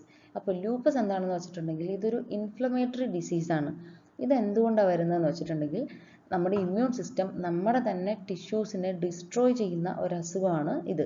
നമ്മുടെ തന്നെ സെൽസിനെ അല്ലെങ്കിൽ ടിഷ്യൂസിനെ ഇവർ നശിപ്പിച്ച് കളയാണ് ചെയ്യുന്നത്. നമ്മുടെ ഇമ്മ്യൂൺ സിസ്റ്റം നശിപ്പിച്ച് കളയാണ് ചെയ്യുന്നത്. അപ്പോൾ ഇത് കൂടുതലായിട്ട് അഫക്റ്റ് ചെയ്യുന്നത് ജോയിൻസിൽ, അതുപോലെ സ്കിന്നിൽ, kidneys, blood cells, brain, heart, lungs ഇതുപോലുള്ള ഓർഗൻസിൽ. ടിഷ്യൂസ് എന്ന് പറയുമ്പോൾ ഓർഗൻസും ഒരു ടിഷ്യൂ സ്ട്രക്ചർ അല്ലേ. അപ്പോൾ ഏതെങ്കിലും ഓർഗൻസിൽ, ടിഷ്യൂസിലാണ് ഈ ഒരു ഡിസ്ട്രക്ഷൻ സംഭവിക്കുന്നതെങ്കിൽ ആ ഓർഗൻ കംപ്ലീറ്റ് ആയിട്ട് ഈ ഇമ്മ്യൂൺ സിസ്റ്റം നശിപ്പിച്ച് കളയും. ഇനി അതല്ല, ജോയിൻറ്റിലാണെങ്കിൽ ആ പർട്ടിക്കുലർ ജോയിൻറ്റിനെ നശിപ്പിച്ച് കളയുന്ന ഒരു സ്വഭാവമാണ് ഇവർക്കുള്ളത്. ഇനി ഇത് ഡയഗ്നോസ് ചെയ്യാനായിട്ട് നമുക്ക് ബ്ലഡ് ടെസ്റ്റിലൂടെ പറ്റും. ബ്ലഡ് ടെസ്റ്റിൽ ആൻറ്റിബോഡി ടെസ്റ്റ് അല്ലെങ്കിൽ കംപ്ലീറ്റ് ബ്ലഡ് കൗണ്ട് എടുത്തിട്ട്, നമ്മുടെ ഇമ്മ്യൂൺ സെൽസിൻ്റെയൊക്കെ കൗണ്ട് എടുത്തിട്ട് നമുക്ക് ഇതറിയാൻ പറ്റും. ഇനി അതല്ലെങ്കിൽ യൂറിൻ അനാലിസിസിലൂടെ അറിയാൻ പറ്റും, ദെൻ എക്സ്റേയിലൂടെ അറിയാൻ പറ്റും. പക്ഷേ ഇതൊന്നും അല്ലാതെ നമുക്ക് ഫിസിക്കൽ എക്സാമിനേഷനിലൂടെ ഇതറിയാൻ പറ്റും. ഫിസിക്കൽ എക്സാമിനേഷനിൽ മെയിനായിട്ട് വരുന്നത് ഓൾറെഡി പറഞ്ഞു, ഇൻഫ്ലമേറ്ററി ഡിസീസാണ്. ഇൻഫ്ലമേഷൻ എന്ന് പറഞ്ഞാൽ ഒരു നീർക്കെട്ട് വരുന്ന ഒരു ഡിസീസാണ്. അപ്പോൾ ഈ പറയുന്ന ജോയിൻറ്റിലും അതുപോലുള്ള ഭാഗങ്ങളിലെല്ലാം ഈ അസുഖമുള്ളവർക്ക് വളരെ നീർക്കെട്ടുണ്ടാവും, ഭയങ്കര വീർത്ത് റെഡ്നെസ്സും എല്ലാം കാണിക്കും. അപ്പോൾ ഇതൊക്കെയാണ് സിംറ്റംസ് വരുന്നത്. അപ്പോൾ ഈ നേരത്തെ പറഞ്ഞ പോലെ തന്നെ ഏത് ഭാഗത്താണോ അഫക്റ്റ് ചെയ്യുന്നത് ആ ഭാഗത്താണ് ഇവർക്ക് ഇൻഫ്ലമേഷൻ കാര്യങ്ങൾ മെയിനായിട്ട് വരുന്നത്. നമുക്ക് പ്രൈമറിലി ഇത് അഫക്റ്റ് ചെയ്യുന്നത് സ്കിൻ ആൻഡ് ഹെയറിലാണ്. ഓക്കെ, അപ്പോൾ ആദ്യമേ നമ്മൾ ഫിസിക്കൽ എക്സാമിനേഷൻ ചെയ്യുവാണെങ്കിൽ പെട്ടെന്ന് തിരിച്ചറിയുന്ന ഒരു എന്താണ് സിംറ്റം ഇവർക്കുണ്ട്. ഈ ലൂപ്പസ് എന്ന് പറയുന്ന ഒരു ഡിസീസ് ഉണ്ട്. അത് ഈ ബട്ടർഫ്ലൈ റാഷാണ്. ബട്ടർഫ്ലൈ റാഷ് എന്താണെന്ന് വെച്ചാൽ നമ്മുടെ മൂക്കിൻ്റെ രണ്ട് ഭാഗത്തും ബട്ടർഫ്ലൈയുടെ ചിറകിൻ്റെ ഷേപ്പിൽ ചുമന്ന് റാഷസ് വരും. ഇതാണ് ഈ ലൂപ്പസ് എന്ന് പറയുന്ന ഡിസീസ് തിരിച്ചറിയാനുള്ള ഒരു മെയിൻ ആയിട്ടുള്ള ഒരു സിംറ്റമായിട്ട് ഇവർ കാണുന്നത്. അപ്പോൾ ഇവരിലുള്ള പ്രശ്നം എന്താണെന്ന് വെച്ചാൽ ഇവർ ഭയങ്കര ഫോട്ടോ സെൻസിറ്റീവ് ആയിരിക്കും. ചെറിയതായിട്ട് വെയിൽ കൊണ്ടാൽ തന്നെ ഇവരുടെ ബോഡിയിൽ ഭയങ്കര റാഷസ് വരും. അതുപോലെ ഹെയർ എല്ലാം, നമ്മൾ അലോപേഷ്യ എന്ന് പറഞ്ഞല്ലോ, നേരത്തെ സിംറ്റം പറഞ്ഞു അലോപേഷ്യ, വട്ടത്തിൽ നമ്മുടെ ഹെയർ കൊഴിഞ്ഞു പോകുന്ന അസുഖമാണ് അലോപേഷ്യ. അപ്പോൾ ഇത് കോമൺ ആയിട്ട് വരുന്ന കുറച്ച് ഡിസീസാണ്. ഇനി അതല്ലാതെ നേരത്തെ പറഞ്ഞ പോലെ ഏത് ഭാഗത്താണോ ഇത് അഫക്റ്റ് ചെയ്യുന്നത്, ഈ ലൂപ്പസ് അഫക്റ്റ് ചെയ്യുന്നത്, ആ ഭാഗത്തിന് പർട്ടിക്കുലർ ആയിട്ടുള്ള സിംറ്റമാണ് കാണിക്കുന്നത്. ലൈക്ക് ഹാർട്ടിൽ അഫക്റ്റ് ചെയ്യാം, കിഡ്നിയിൽ, ജോയിൻസിൽ അഫക്റ്റ് ചെയ്താൽ മിക്കവാറും നമ്മുടെ വാദത്തിൽ, ആർത്രൈറ്റിസിലൊക്കെ കാണിക്കുന്നത് പോലുള്ള സിംറ്റംസ് ആണ് കാണിക്കുന്നത്. ലൈക്ക് ജോയിൻറ്റിലുള്ള നീർക്കെട്ടാണ് കാണിക്കുന്നത്, വേദനയും, ജോയിൻറ്റിലുള്ള വേദനയും. ഇനി ബ്ലഡിലൊക്കെ ആണെങ്കിൽ അനീമിയ, പെട്ടെന്ന് വരുന്ന ഒരു സിംറ്റം അനീമിയാണ്. മൗത്തിൽ അൾസർ. മെൻ്റലി നോക്കുവാണെങ്കിൽ പനി, അതുപോലെ അപസ്മാരം ഇല്ലേ, കുഴഞ്ഞു വീഴുന്ന അവസ്ഥ, അതുപോലുള്ള പ്രശ്നങ്ങളൊക്കെയാണ് കാണിക്കുന്നത്. അപ്പോൾ സിംറ്റംസും ഞാൻ നേരത്തെ പറഞ്ഞ പോലുള്ള കുറച്ച് സിംറ്റംസ് നിങ്ങൾ ഓർത്തിരിക്കാൻ പാകത്തിന് ഒരു പർട്ടിക്കുലർ ഏരിയയും അവിടെ വരുന്ന സിംറ്റംസും പഠിച്ചു വയ്ക്കുക. ഓക്കെ, ദെൻ ട്രീറ്റ്മെൻറ്റ് നോക്കുവാണെങ്കിൽ ഇതിൽ നമുക്ക് കണ്ടിന്യൂസ് ഒത്തിരി നാളത്തെ ട്രീറ്റ്മെൻറ്റ് ലൂപ്പസിനും വേണ്ടി വരും. പക്ഷെ പർട്ടിക്കുലറായിട്ട് ലൂപ്പസിനെ മുഴുവനായിട്ട് മാറ്റാനായിട്ട് നമുക്ക് പ്രത്യേകിച്ച് ഒരു ട്രീറ്റ്മെൻ്റ് ഒന്നുമില്ല. ചെയ്യാവുന്നത് നമ്മൾ നേരത്തെ പറഞ്ഞ സിംറ്റംസ് ഒക്കെ ഉണ്ടല്ലോ, ആ സിംറ്റംസിനെ ക്യൂർ ചെയ്യാൻ വേണ്ടിയിട്ട് എന്തെങ്കിലുമൊക്കെ ട്രീറ്റ്മെൻറ്റ് നടത്താം എന്നുള്ളത് മാത്രമേ ഉള്ളൂ. ലൈക്ക് സൺ പ്രൊട്ടക്ഷൻ ക്രീമുകൾ യൂസ് ചെയ്യാം. സ്കിന്നിലൊക്കെ ആണെങ്കിൽ നമുക്ക് സ്റ്റിറോയിഡ് ഹോർമോൺസ് ഉള്ള എന്തെങ്കിലും മെഡിസിൻസ് എടുക്കാം. അതുപോലെ സ്റ്റിറോയിഡ്സ് ഉള്ള ക്രീംസ് യൂസ് ചെയ്യാം. ഡയറ്റ് നല്ലപോലെ കൺട്രോൾ ചെയ്യാം. ആൻറ്റി ഇൻഫ്ലമേറ്ററി മെഡിസിൻസ് എടുക്കാം. ആൻറ്റി ഇൻഫ്ലമേറ്ററി മെഡിസിൻസ് എന്ന് പറഞ്ഞാൽ നമ്മുടെ നീർക്കെട്ടിനെ കുറയ്ക്കാനുള്ള എന്തെങ്കിലും മെഡിസിൻസ് എടുക്കാം. മെയിനായിട്ട് ഈ പറയുന്ന ഓട്ടോ ഇമ്മ്യൂൺ ഡിസീസസിനെല്ലാം നമ്മൾ എന്താണെങ്കിലും സ്റ്റിറോയിഡ്സ് കണ്ടിന്യൂസ് എടുക്കേണ്ടി വരും. അപ്പോൾ അതാണ് ഈ ഓട്ടോ ഇമ്മ്യൂൺ ഡിസീസസിൻ്റെ ഒരു പ്രശ്നം എന്ന് പറയുന്നത്. അപ്പോൾ ഇതാണ് ട്രീറ്റ്മെൻറ്റിൽ വരുന്നത്. എന്നാൽ നമുക്ക് കംപ്ലീറ്റ് ക്യൂർ ഈ ലൂപ്പസ് എന്ന് പറയുന്ന ഡിസീസിന് ഇല്ല. ഓക്കെ, അടുത്ത എക്സാമ്പിളാണ് പോളി ആർത്രൈറ്റിസ് നോഡോസ എന്ന് പറയുന്ന ഒരു അസുഖം. ഈ പേര് പോലെ കുറച്ച് ബുദ്ധിമുട്ടുള്ള ഒരു ഡിസീസാണിത്. ഇത് കൂടുതലായിട്ട് വരുന്ന യങ് അഡൾട്ട്സിലാണ്, അതായത് ഒരു 20 മുതൽ 30 വയസ്സ് വരെയുള്ള ആ ഒരു റേഞ്ചിലുള്ള ആളുകളിലാണ് കൂടുതലായിട്ട് വരുന്നത്. ഇത് കാണിക്കുന്നത് എന്താണ്, ഇതിനകത്തുള്ള പ്രശ്നം എന്ന് വെച്ചിട്ടുണ്ടെങ്കിൽ ഇത് ബാധിക്കുന്നത് മീഡിയം മുതൽ സ്മോൾ സൈസ് വരെയുള്ള ആർട്ടറീസിനെയാണ്. ഓക്കെ, വലിയ ആർട്ടറീസിനെ ഇത് ബാധിക്കില്ല. ആർട്ടറീസിൽ നെക്രോസിസ് ആണ് സംഭവിക്കുന്നത്. സെൽഡത്തിലൂടെ ഇൻഫ്ലമേഷൻ ഫോം ചെയ്യാണ്. ആർട്ടറീസിൽ നീർക്കെട്ട് ഫോം ചെയ്യുന്നതാണ് ഈ ഒരു ഡിസീസിൽ വരുന്നത്. മെയിനായിട്ട് ഇത് അഫക്റ്റ് ചെയ്യുന്നത് കിഡ്നിയാണ്. പക്ഷേ ഇവർ ലങ്സിനെ ബാധിക്കുന്നേ ഇല്ല. ലങ്സിനെ ബാധിക്കാത്തത് കൊണ്ട് തന്നെ ഈ ഗ്രാനുലോമാസ് അല്ലെങ്കിൽ ഇസ്നോഫീലിയ പോലുള്ള കുറച്ച് സിംറ്റംസ് ഒന്നും ഇതിൽ ഒബ്സർവ് ചെയ്യില്ല. കാരണം ഈ സിംറ്റംസ് എല്ലാം ലങ്സിൽ വരുന്ന അസുഖങ്ങളോട് പ്രശ്നത്തിനോട് അസോസിയേറ്റ് ചെയ്തിരിക്കുന്ന സിംറ്റംസ് ആണ്. അപ്പോൾ ലങ്സിനെ ഇത് ബാധിക്കാത്തത് കൊണ്ട് തന്നെ ഈ സിംറ്റംസ് ഒന്നും ഈ നോഡോസ എന്ന് പറയുന്ന ഡിസീസിൽ കാണിക്കാറില്ല. ഇനി കിഡ്നിയെ മാത്രമല്ല ബാധിക്കുന്നത്, kidney, heart, liver, gastro industrial tract ഇവരെല്ലാം ഈ അസുഖം ബാധിക്കുന്നുണ്ട്. ഓക്കെ, എവിടെയൊക്കെ ആർട്ടറീസ് ഉണ്ടോ, ഈ medium to small size arteries ഉണ്ടോ, അവിടെയൊക്കെ ഈ നോഡോസ ബാധിക്കാനുള്ള ഒരു ചാൻസ് ഉണ്ട്. ദെൻ ഇതിൻ്റെ സിംറ്റംസ് നോക്കുകയാണെങ്കിൽ അഡൾട്ട്സിലും കുട്ടികളിലും വേറെ വേറെ സിംറ്റംസ് ആണ്. അതുപോലെ തന്നെ ഏത് ഭാഗത്താണ്, ഏത് ഓർഗനിലാണ് ബാധിക്കുന്നത് എന്നനുസരിച്ചിട്ടും ഇവർ പല ടൈപ്പിലാണ് സിംറ്റംസ് കാണിക്കുന്നത്. ഓക്കെ, അങ്ങനെ പർട്ടിക്കുലർലി ഒരു സൈറ്റിൽ മാത്രമേ ബാധിക്കുള്ളൂ എന്ന് നമുക്ക് പറയാൻ പറ്റില്ല.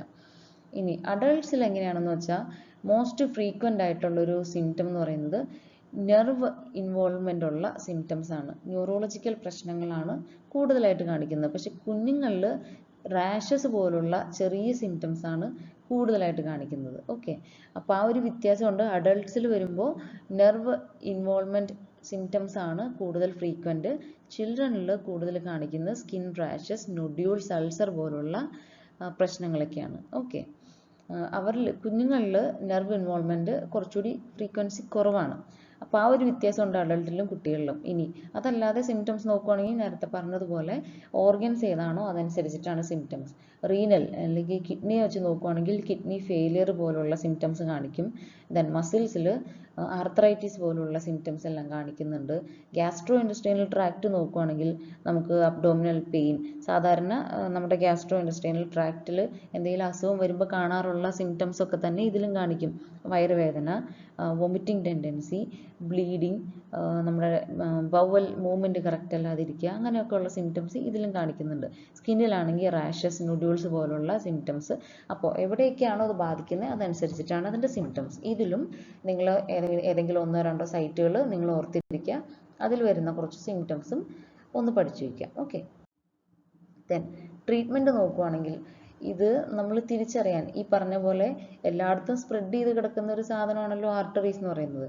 അപ്പോൾ നമുക്ക് 1-2 ഒരു സിംറ്റം അവിടെ ഇവിടെ കാണിച്ചെന്ന് പറഞ്ഞിട്ട് നമുക്ക് ഈ ഒരു ഡിസീസ് പെട്ടെന്ന് ഐഡൻറ്റിഫൈ ചെയ്യാൻ പറ്റില്ല. അപ്പോൾ ഐഡൻറ്റിഫിക്കേഷൻ ലേറ്റ് ആയി കഴിഞ്ഞാൽ ഇതിൽ സർവൈവൽ റേറ്റ് വളരെ കുറവാണ്. നമുക്ക് പെട്ടെന്ന് തന്നെ ഈ ഒരു ഇൻഡിവിജ്വലിൻ്റെ ഡെത്ത് സംഭവിക്കാറുണ്ട് നമ്മൾ ഈ ഒരു ഡിസീസ് ഐഡൻറ്റിഫൈ ചെയ്യാൻ പറ്റിയില്ലെങ്കിൽ. പിന്നെ മറ്റ് ഡിസോർഡേഴ്സ് പോലെ തന്നെ ഇതിൻ്റെ ട്രീറ്റ്മെൻറ്റിന് കോർട്ടിക്കോസ്റ്റീറോയിഡ്സ് നിർബന്ധമായിട്ടും എടുക്കണം. അല്ലാതെ വേറെ നമുക്ക് പ്രത്യേകിച്ച് അങ്ങനെ വലിയ ട്രീറ്റ്മെൻറ്റ്സ് ഒന്നുമില്ല. പിന്നെ ഇവരിൽ ഡെത്ത് എന്ന് പറയുന്നത് ബേസിക്കലി പറഞ്ഞല്ലോ, നമ്മൾ ഇതിനെ അത്ര ഇമ്പോർട്ടൻ്റ് ആയിട്ട് കണ്ടില്ല, അല്ലെങ്കിൽ നമ്മൾ കാര്യമായിട്ട് ഇതിന് ട്രീറ്റ്മെൻ്റ് ഒന്നും ചെയ്തില്ല, നമുക്ക് തിരിച്ചറിയാൻ പറ്റിയിട്ടില്ല എങ്കിൽ ഏതൊക്കെ ഓർഗൻസിലാണ് അഫക്റ്റ് ചെയ്യുന്നത്, കിഡ്നി, ഹാർട്ട്, ലിവർ പോലുള്ള ഓർഗൻസിലെല്ലാം അഫക്റ്റ് ചെയ്യാണ്. അതുകൊണ്ട് തന്നെ കിഡ്നി ഫെയിലിയറോ അല്ലെങ്കിൽ ഹാർട്ട് ഫെയിലിയറോ പോലുള്ള മേജർ ആയിട്ടുള്ള എന്തെങ്കിലും കോസ് കൊണ്ട് തന്നെയാണ് ഈ പേഷ്യൻസിൻ്റെ ഡെത്ത് സംഭവിക്കുന്നത്. ഓക്കെ, അപ്പോൾ ഇവർക്ക് ട്രീറ്റ്മെൻറ്റ് എന്ന് പറഞ്ഞാൽ മെയിനായിട്ട് കോർട്ടിക്കോസ്റ്റീറോയിഡ്സും കണ്ടിന്യൂസ് ആയിട്ടുള്ള മെഡിസിൻസ് എടുക്കുക എന്നുള്ള ട്രീറ്റ്മെൻറ്റ് മാത്രമേ ഉള്ളൂ. ഓക്കെ, അടുത്ത ടൈപ്പ് എന്ന് പറയുന്നത് മീഡിയേറ്റഡ് ബൈ ടി സെല്ലാണ്. അതിൽ നമ്മൾ ഫസ്റ്റ് എക്സാമ്പിൾ പറയുന്നത് റുമാറ്റോയിഡ് ആർത്രൈറ്റിസ്. ഇത് നമ്മൾ കുറച്ച് കോമൺ ആയിട്ട് കേട്ടിട്ടുള്ള ഒരു ഡിസീസ് ആയിരിക്കും ആർത്രൈറ്റിസ് എന്ന് പറയുന്നത്. വാദം നമ്മളുടെ വീട്ടിൽ പ്രായമായവരുണ്ടെങ്കിൽ അവർക്ക് കോമൺ ആയിട്ട് കാണിക്കുന്ന ഒരു അസുഖമാണ് ആർത്രൈറ്റിസ് എന്ന് പറയുന്നത്. പ്രായമായിട്ടുള്ളവർ രാവിലെയൊക്കെ എഴുന്നേൽക്കുമ്പോൾ തണുപ്പൊക്കെ ഉള്ള സമയമാണെങ്കിൽ, പ്രത്യേകിച്ച് ഡിസംബർ മാസത്തിലൊക്കെ ആണെങ്കിൽ വീട്ടിൽ അമ്മൂമ്മമാരും അപ്പൂപ്പന്മാരും ഒക്കെ ഉണ്ടെങ്കിൽ അവർ പറയുന്നത് കേട്ടിട്ടില്ലേ, കൈയും കാലൊക്കെ കോച്ചി പിടിക്കുന്നെന്ന്. മിക്കവാറും അവരുടെ വിരലൊക്കെ അങ്ങ് മടങ്ങി നിവർത്താൻ പറ്റാത്ത ഒരവസ്ഥയിലൊക്കെ ആയിരിക്കും ഇരിക്കുന്നത്. അപ്പോൾ ഇതിനെയാണ് നമ്മൾ ആർത്രൈറ്റിസ് അല്ലെങ്കിൽ വാദം എന്ന് പറയുന്നത്. ഇതും കൂടുതലായിട്ട് ഫീമെയിൽസിനെയാണ് അഫക്റ്റ് ചെയ്യുന്നത്. സ്ത്രീകളായിരിക്കും കൂടുതലായിട്ട് വാദം അനുഭവിക്കുന്ന ആൾക്കാരെന്ന് പറയുന്നത്. അപ്പോൾ ഇത് ഒരു ക്രോണിക് ഇൻഫ്ലമേറ്ററി ഡിസോർഡർ ആണ്. ഇതിന് ട്രീറ്റ്മെൻറ്റ് നമ്മൾ ലൈഫ് ടൈം എടുക്കേണ്ടി വരും. ഇൻഫ്ലമേറ്ററി ഡിസോർഡർ തന്നെയാണ് കൂടുതലായിട്ട് ബാധിക്കുന്നത് ജോയിൻറ്റിനെയാണ്, മെയിൻലി കയ്യിൻ്റെയും കാലിൻ്റെയും ജോയിൻസിന്, വിരലിൻ്റെ ജോയിൻസിന് വരെ കേട്ടോ. കാലിൻ്റെ മുട്ടിൻ്റെയും വിരലിൻ്റെ ഓരോ ജോയിൻസുകളിലെല്ലാം ഇത് ബാധിക്കും. ഇതെന്താണ് പ്രശ്നം എന്ന് വെച്ചിട്ടുണ്ടെങ്കിൽ നമ്മുടെ ഇമ്മ്യൂൺ സിസ്റ്റം നമ്മുടെ തന്നെ ടിഷ്യൂസിനെ അഫക്റ്റ് ചെയ്യുന്ന ഒരു പ്രശ്നമാണ്. അപ്പോൾ ടിഷ്യൂസ് എന്ന് പറയുമ്പോൾ എവിടെ വേണമെങ്കിലും ഉള്ള ടിഷ്യൂസിനെ ഇത് അഫക്റ്റ് ചെയ്യാം. പക്ഷേ മെയിൻലി അഫക്റ്റ് ചെയ്യുന്നത് ജോയിൻറ്റിലെ ടിഷ്യൂസിനെയാണ്. ഇനി സിവിയർ കണ്ടീഷൻസിൽ ജോയിൻറ്റിലെ ടിഷ്യൂസിനെ മാത്രമല്ല ഇൻറ്റേർണൽ ഓർഗൻസിൻ്റെ ടിഷ്യൂസിനെയും ഇവർ അഫക്റ്റ് ചെയ്യാറുണ്ട്. അപ്പോൾ പിന്നെ ഇവർക്ക് ഈ ജോയിൻറ്റ് പെയിനും ഇതുപോലുള്ള ജോയിൻറ്റിലെ നീർക്കെട്ടും അല്ലാതെ മറ്റു വലിയ പ്രശ്നങ്ങളിലേക്ക് അത് മാറും. ഓക്കെ, അപ്പോൾ അതാണ് ഇതിൻ്റെ ഒരു ഡ്രോബാക്ക് എന്ന് പറയുന്നത്. ദെൻ ഡയഗ്നോസ്റ്റിക്സ് നോക്കുവാണെങ്കിൽ ഡയഗ്നോസിസ് മെയിനായിട്ട് ഇപ്പോൾ പറഞ്ഞ സിംറ്റംസ് എല്ലാം തന്നെ കണ്ടാൽ നമുക്ക് വാദമാണെന്നുള്ളത് മനസ്സിലാവും. നമ്മുടെ ജോയിൻറ്റിലുള്ള സ്വെല്ലിങ്, വീർത്തിരിക്കുക, അതുപോലെ ജോയിൻറ്റിൽ ഭയങ്കര ചൂടുണ്ടാവും, ഭയങ്കര വേദനയുണ്ടാവും, അനങ്ങുമ്പോഴെല്ലാം ഭയങ്കര വേദനയുണ്ടാവും. ദെൻ സ്കിന്നിൻ്റെ അടിയിൽ ലംസ് എന്ന് പറഞ്ഞാൽ ചെറിയ ചെറിയ ഈ ഫാറ്റ് ഗ്ലോബ്യൂൾസ് ഒക്കെ പോലുള്ള ലംസ് ഉണ്ടാവും ഇവരുടെ ജോയിൻറ്റിൻ്റെ സ്കിന്നിൻ്റെ അടിയിൽ. ദെൻ എന്നിട്ട് നമ്മൾ ചെറിയ ചെറിയ സിംറ്റംസ് ഒക്കെ കാണിച്ചിട്ടും ഈ പറയുന്ന വേദനയും നീർക്കെട്ടും ജോയിൻറ്റുകളിലൊക്കെ കാണിച്ചിട്ടും നമ്മളത് മൈൻഡ് ചെയ്തിരിക്കുകയാണെങ്കിൽ ഫൈനലി ജോയിൻറ്റ് ഡീഫോർമേഷൻ വരും. ജോയിൻറ്റ് ഡീഫോർമേഷൻ എന്ന് പറഞ്ഞാൽ കാല് ഒക്കെ അങ്ങോട്ടും ഇങ്ങോട്ടും തിരിഞ്ഞു പോവുകയൊക്കെ ഇല്ലേ, അങ്ങനെയൊക്കെയുള്ള അവസ്ഥകൾ വരും ഇവർക്ക് ഫൈനലായിട്ടുള്ള ഒരു സ്റ്റേജിലെന്ന് പറഞ്ഞാൽ. അപ്പോൾ ഡയഗ്നോസ് ചെയ്യാൻ നമ്മൾ ചെയ്യേണ്ടത് ഫിസിക്കലി എക്സാമിൻ ചെയ്യുക, അതുപോലെ മെഡിക്കൽ ഹിസ്റ്ററി, പ്രീവിയസ്ലി നമ്മുടെ ലൈഫിൽ ആരെങ്കിലും, നമ്മുടെ ഫാമിലിയിൽ ആരെങ്കിലും ഈ ഒരു ഹിസ്റ്ററി ഉള്ളവരുണ്ടായിരുന്നോ, ഉണ്ടെങ്കിൽ ഉറപ്പായിട്ടും നെക്സ്റ്റ് ജനറേഷനിൽ ഫീമെയിൽസിൽ, സ്ത്രീകളിൽ കൂടുതലായിട്ടും ഈ ഒരു പ്രശ്നം വരാനുള്ള ചാൻസ് എന്തായാലും ഉണ്ടാവും. അതുപോലെ എക്സ്റേ എടുത്താൽ നമുക്ക് മനസ്സിലാവും ജോയിൻറ്റിൽ ഈ പ്രശ്നം ഉണ്ടോ എന്ന്. ബ്ലഡ് ടെസ്റ്റ് എടുത്താൽ മനസ്സിലാവും. ബ്ലഡ് ടെസ്റ്റിൽ മനസ്സിലാവുന്നത് നമുക്ക് ഈ ഒരു അസുഖത്തിന് മാത്രം റുമാറ്റോയിഡ് ഫാക്ടർ എന്ന് പറയുന്ന ഒരു ഫാക്ടറിൻ്റെ പ്രസൻസ് നമുക്ക് ബ്ലഡ് ടെസ്റ്റിലൂടെ തിരിച്ചറിയാൻ പറ്റും. അപ്പോൾ നമുക്ക് ഈ ഒരു ഡിസീസ് ഉണ്ടോ ഇല്ലയോ എന്നുള്ളത് ഐഡൻറ്റിഫൈ ചെയ്യാൻ പറ്റും. ദെൻ സിംറ്റംസ് പറയുകയാണെങ്കിൽ ഈ ജോയിൻറ്റിലുള്ള വേദന, അതുപോലെ ജോയിൻറ്റ് സ്റ്റിഫ്നെസ്, രാവിലെ ഇപ്പോൾ പറഞ്ഞ പോലെ പ്രായമായ ഒരു വീട്ടിലുണ്ടെങ്കിൽ രാവിലെ കൈയും കാലും ഒക്കെ അനക്കാൻ പറ്റാത്ത ഒരവസ്ഥ, ഒരു നംനെസ്, നമുക്ക് മരവിപ്പ്, അങ്ങനെയൊക്കെയുള്ള നമുക്ക് മൂവ്മെൻറ്റ് കുറച്ചുകൂടി റെസ്ട്രിക്റ്റഡ് ആയിരിക്കും ഈ വാദമുള്ളവർക്ക്. ഓക്കെ, ഭയങ്കര ക്ഷീണം ഉണ്ടാവും, ഒത്തിരി നടക്കാനൊന്നും പറ്റാത്ത ഒരു ബുദ്ധിമുട്ടായിട്ടുള്ള ഒരവസ്ഥയായിരിക്കും ഇവർക്കുള്ളത്. അപ്പോൾ അതൊക്കെയാണ് സിംറ്റംസ് വരുന്നത്. ഇനി ട്രീറ്റ്മെൻറ്റ് എന്ന് പറഞ്ഞാൽ ഇവർക്ക് കണ്ടിന്യൂസ് മെഡിസിൻസ് തന്നെ എടുക്കണം, അല്ലാതെ വേറെ യാതൊരു ട്രീറ്റ്മെൻറ്റും ഇതിനില്ല. സ്റ്റിറോയിഡ്സ് മസ്റ്റായിട്ട് സ്റ്റിറോയിഡ്സ് എടുക്കേണ്ടി വരും. ദെൻ അതല്ലാതെ ആൻറ്റി ഇൻഫ്ലമേറ്ററി ഡ്രഗ്സ് എടുക്കേണ്ടി വരും.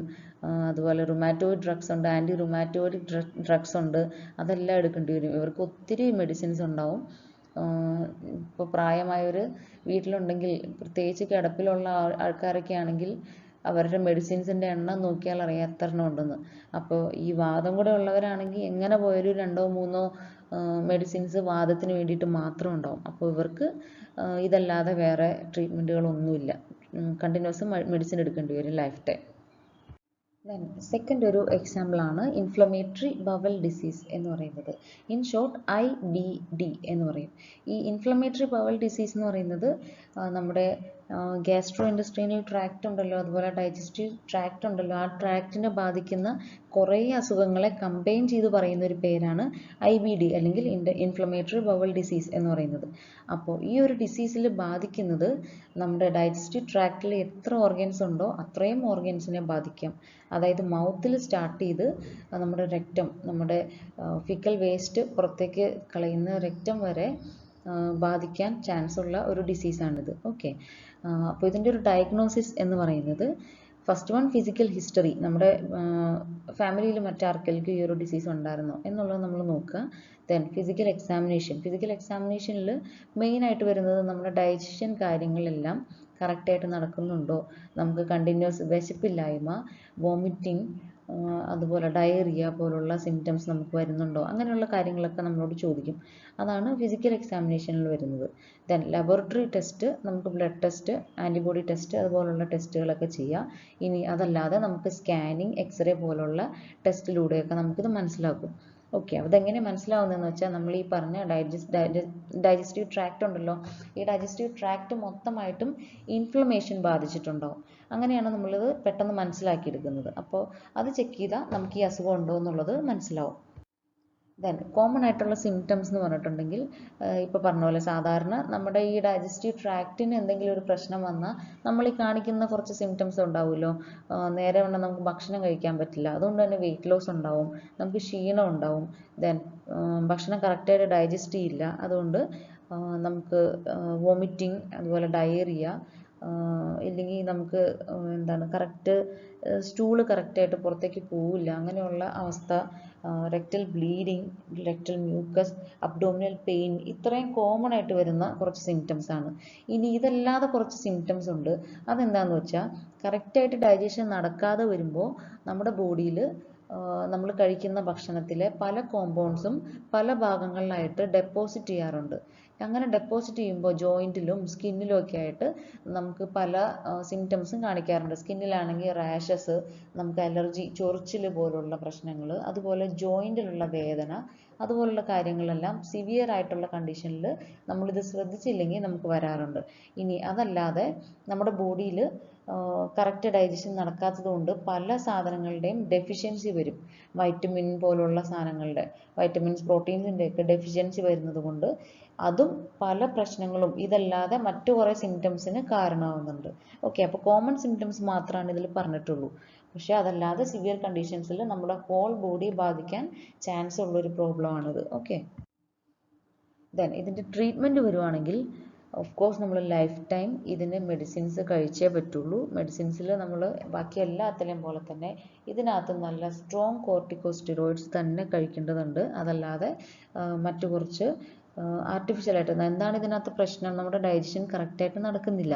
അതുകൊണ്ട് തന്നെ നമ്മുടെ ഡയറ്ററി സപ്ലിമെൻറ്റ്സിലൂടെ നമുക്ക് കിട്ടേണ്ട കുറച്ച് കാര്യങ്ങളൊക്കെ ഉണ്ടല്ലോ, പ്യൂരിൻസും പെരിമിഡിൻസും, അതുപോലെ നമുക്ക് കുറച്ച് കിട്ടേണ്ട വൈറ്റമിൻസും അതൊക്കെ ഉണ്ടല്ലോ, അതെല്ലാം നമ്മൾ ആർട്ടിഫിഷ്യലി കഴിക്കേണ്ട ഒരവസ്ഥ വരും ഈ ഒരു പ്രശ്നം വന്നിട്ടുണ്ടെങ്കിൽ.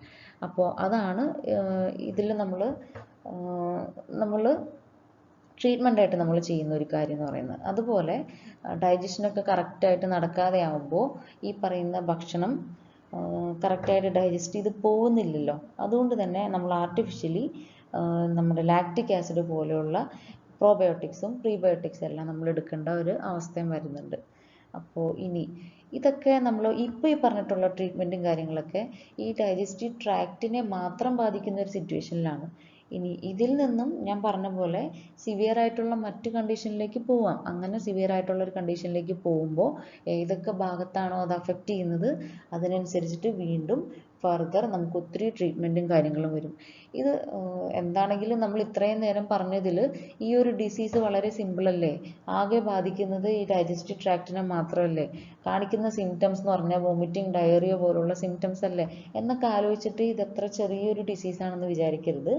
ഇത് നമ്മൾ ശ്രദ്ധിക്കാതിരുന്നാൽ മറ്റ് ഡിസീസസിനേക്കാളും കൂടുതൽ പെട്ടെന്ന് ഈ ഒരു ഡിസീസിനാണ് ഒരു മനുഷ്യനെ കൊല്ലാൻ പറ്റുന്നത് എന്നുള്ളതും കൂടെ നിങ്ങൾ മനസ്സിലാക്കുക. ഓക്കെ, അപ്പോൾ ഇത്രയാണ് നമ്മുടെ ഓട്ടോ ഇമ്മ്യൂണിറ്റിയുടെ മെക്കാനിസം, അതുപോലെ ഓരോ ടൈപ്പ് ഓഫ് ഓട്ടോ ഇമ്മ്യൂണിറ്റി പറഞ്ഞു, എന്തൊക്കെയാണ് ഓരോ ടൈപ്പിൽ വരുന്ന ക്ലാസിഫിക്കേഷൻസ്, ഓരോ ക്ലാസിഫിക്കേഷൻസിൽ രണ്ട് എക്സാമ്പിൾ വെച്ചിട്ട് നമ്മൾ പഠിച്ചു കഴിഞ്ഞു. ഏതാണ് ഓർഗൻ സ്പെസിഫിക് പറഞ്ഞു, നോൺ ഓർഗൻ സ്പെസിഫിക് പറഞ്ഞു. ഇനി ഇത് രണ്ടെണ്ണത്തിലും നമ്മൾ ഇമ്മ്യൂൺ കോംപ്ലക്സ് മീഡിയേറ്റഡ് പറഞ്ഞു, അതുപോലെ ടി സെൽ മീഡിയേറ്റഡ് പറഞ്ഞു. ഇതിനെല്ലാത്തിനും 2 എക്സാമ്പിൾസ് വെച്ചിട്ട് നമ്മൾ പഠിച്ചിട്ടുണ്ട്. അതിൻ്റെ സിംറ്റംസ്, ഡയഗ്നോസിസ്, ട്രീറ്റ്മെൻറ്റ് അതുപോലുള്ള എല്ലാം ഷോർട്ടായിട്ട് നമ്മൾ പറഞ്ഞു കഴിഞ്ഞു ഇപ്പോൾ. ഓക്കെ, അപ്പോൾ ഈ പറഞ്ഞ കാര്യങ്ങളിൽ നിന്ന് നിങ്ങളൊന്നും ഷോർട്ടാക്കാൻ ശ്രമിക്കരുത്. മാക്സിമം ചെറുതാക്കിയിട്ടാണ് ഇതിൽ നമ്മളെല്ലാം ആഡ് ചെയ്തിട്ടുള്ളത്. ഇതൊരു എസ്സേ ആയിട്ട് വരാൻ ചാൻസ് ഉള്ള ഒരു ക്വസ്റ്റ്യൻ ആണ്. ഓട്ടോ ഇമ്മ്യൂണിറ്റി അല്ലെങ്കിൽ ഓട്ടോ ഇമ്മ്യൂൺ ഡിസീസസ് എന്നുള്ളത് എസ്സേ ആയിട്ട് മിക്കവാറും വരുന്ന ഒരു ക്വസ്റ്റ്യൻ ആണ്. അപ്പോൾ അങ്ങനെ വന്നാൽ മാർക്കിനനുസരിച്ചിട്ട് നിങ്ങളത് അഡ്ജസ്റ്റ് ചെയ്തൊന്ന് എഴുതണം. ഓക്കെ, എന്തെങ്കിലും ഡൗട്ട് ഉണ്ടെങ്കിൽ ചോദിക്കാം കേട്ടോ. Thank you.